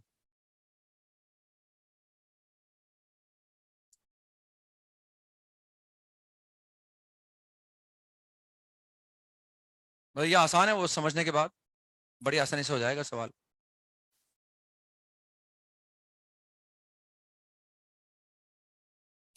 हो गया ना? बस ये कॉर्ड का स्लोप बना दिया हमने यहाँ, इसको मैं लिखना पड़ा है यहाँ, वो व्यवस्थित रूप से लिखा हुआ था, इसको व्यवस्थित करना पड़ा आपने को ना। और अगेन बी माइनस से पॉजिटिव है, यहाँ लॉग एम बाई एन का कंसेप्ट लगा दिया मैंने, बी माइनस से मैंने डिवाइड कर दिया, तो ये 1/a बचेगा और ये 1/b आ जाएगा। यानी मैं वो प्रूव करूं या ये प्रूव करूं, एक ही बात। जैसे ही मैंने इसको ऐसा लिखा, फंक्शन की दो अलग अलग पॉइंट पर वैल्यू का डिफरेंस है, यानी कहीं ना कहीं कॉर्ड का स्लोप है। और इसके लिए क्या करें हमने, एक फंक्शन कंसिडर कर लिया एफ एक्स, और एफ एक्स बराबर ले लिया एल एन एक्स, और इंटरवल ले लिया मैंने ए से बी। इस क्लोज इंटरवल के अंदर एक कंटिन्यूस हम जानते हैं, और इस ओपन में डिफरेंशियबल है, हैंस से एलिमिटी की दोनों रिस्ट्रिक्शन पूरा करता है।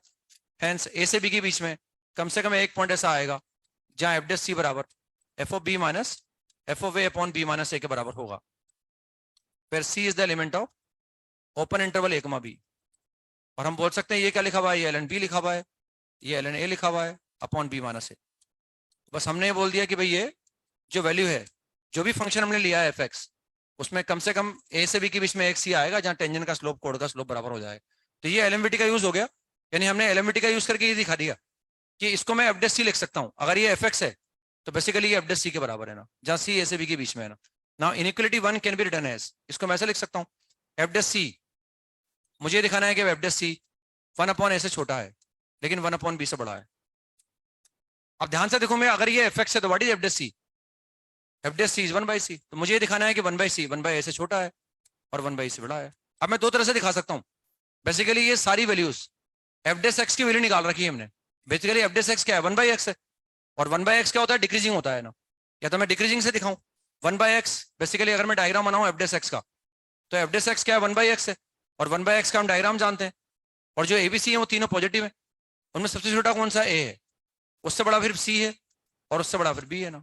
और इस डायग्राम से मालूम पड़ रहा है कि एफ डेस एक्स का डायग्राम डिक्रीजिंग है, मतलब उसकी वैल्यू ए पर सबसे ज्यादा आएगी, इसलिए एफ ऑफ ए सबसे ज्यादा है, फिर सी पर कम आएगा और सबसे कम आएगा बी पर। या सिंपली ऐसे दिखा, आगे समझ में, या सिंपली ऐसे दिखा सकते हैं भाई सी इज लेस देन बी और ग्रेटर देन ए, तो 1/c is greater then 1/b, less than 1/a, तो 1/c is less then 1/a and 1/b। और ये एफडेसी है, और ये दिखाना था कि मैं एफडेसी से छोटा है इसको। कल मिलते हैं, बाकी फिर हम एक सवाल लिख लो आप करने के लिए। By using एलिमिटी show that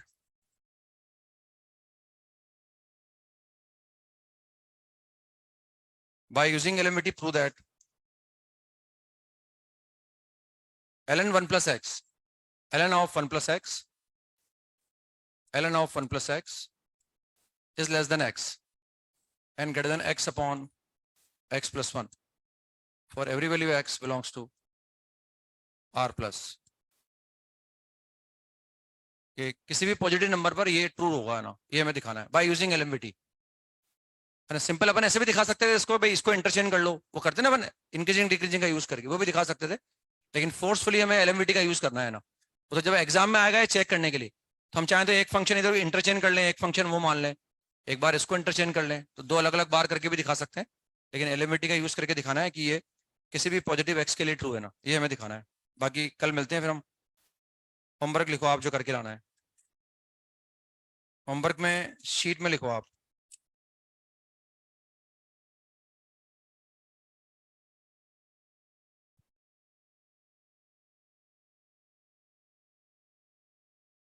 exercise 1 का पार्ट 1।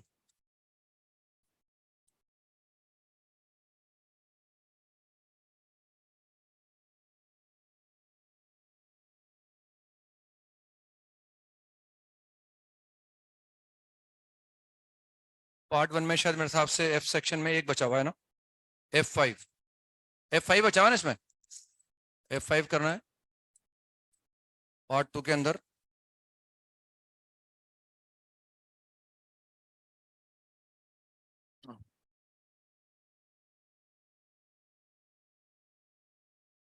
F5 करना है,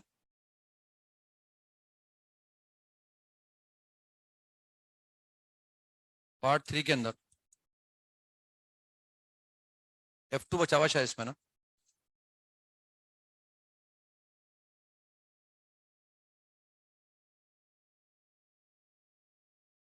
एक्सरसाइज 2 का पार्ट 2।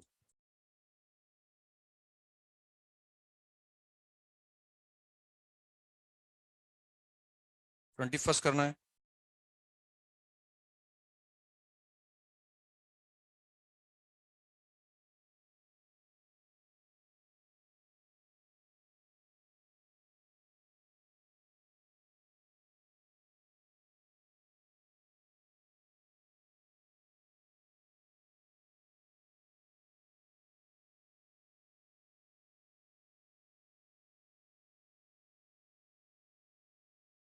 P13 करना है, ये करके लाना है ना।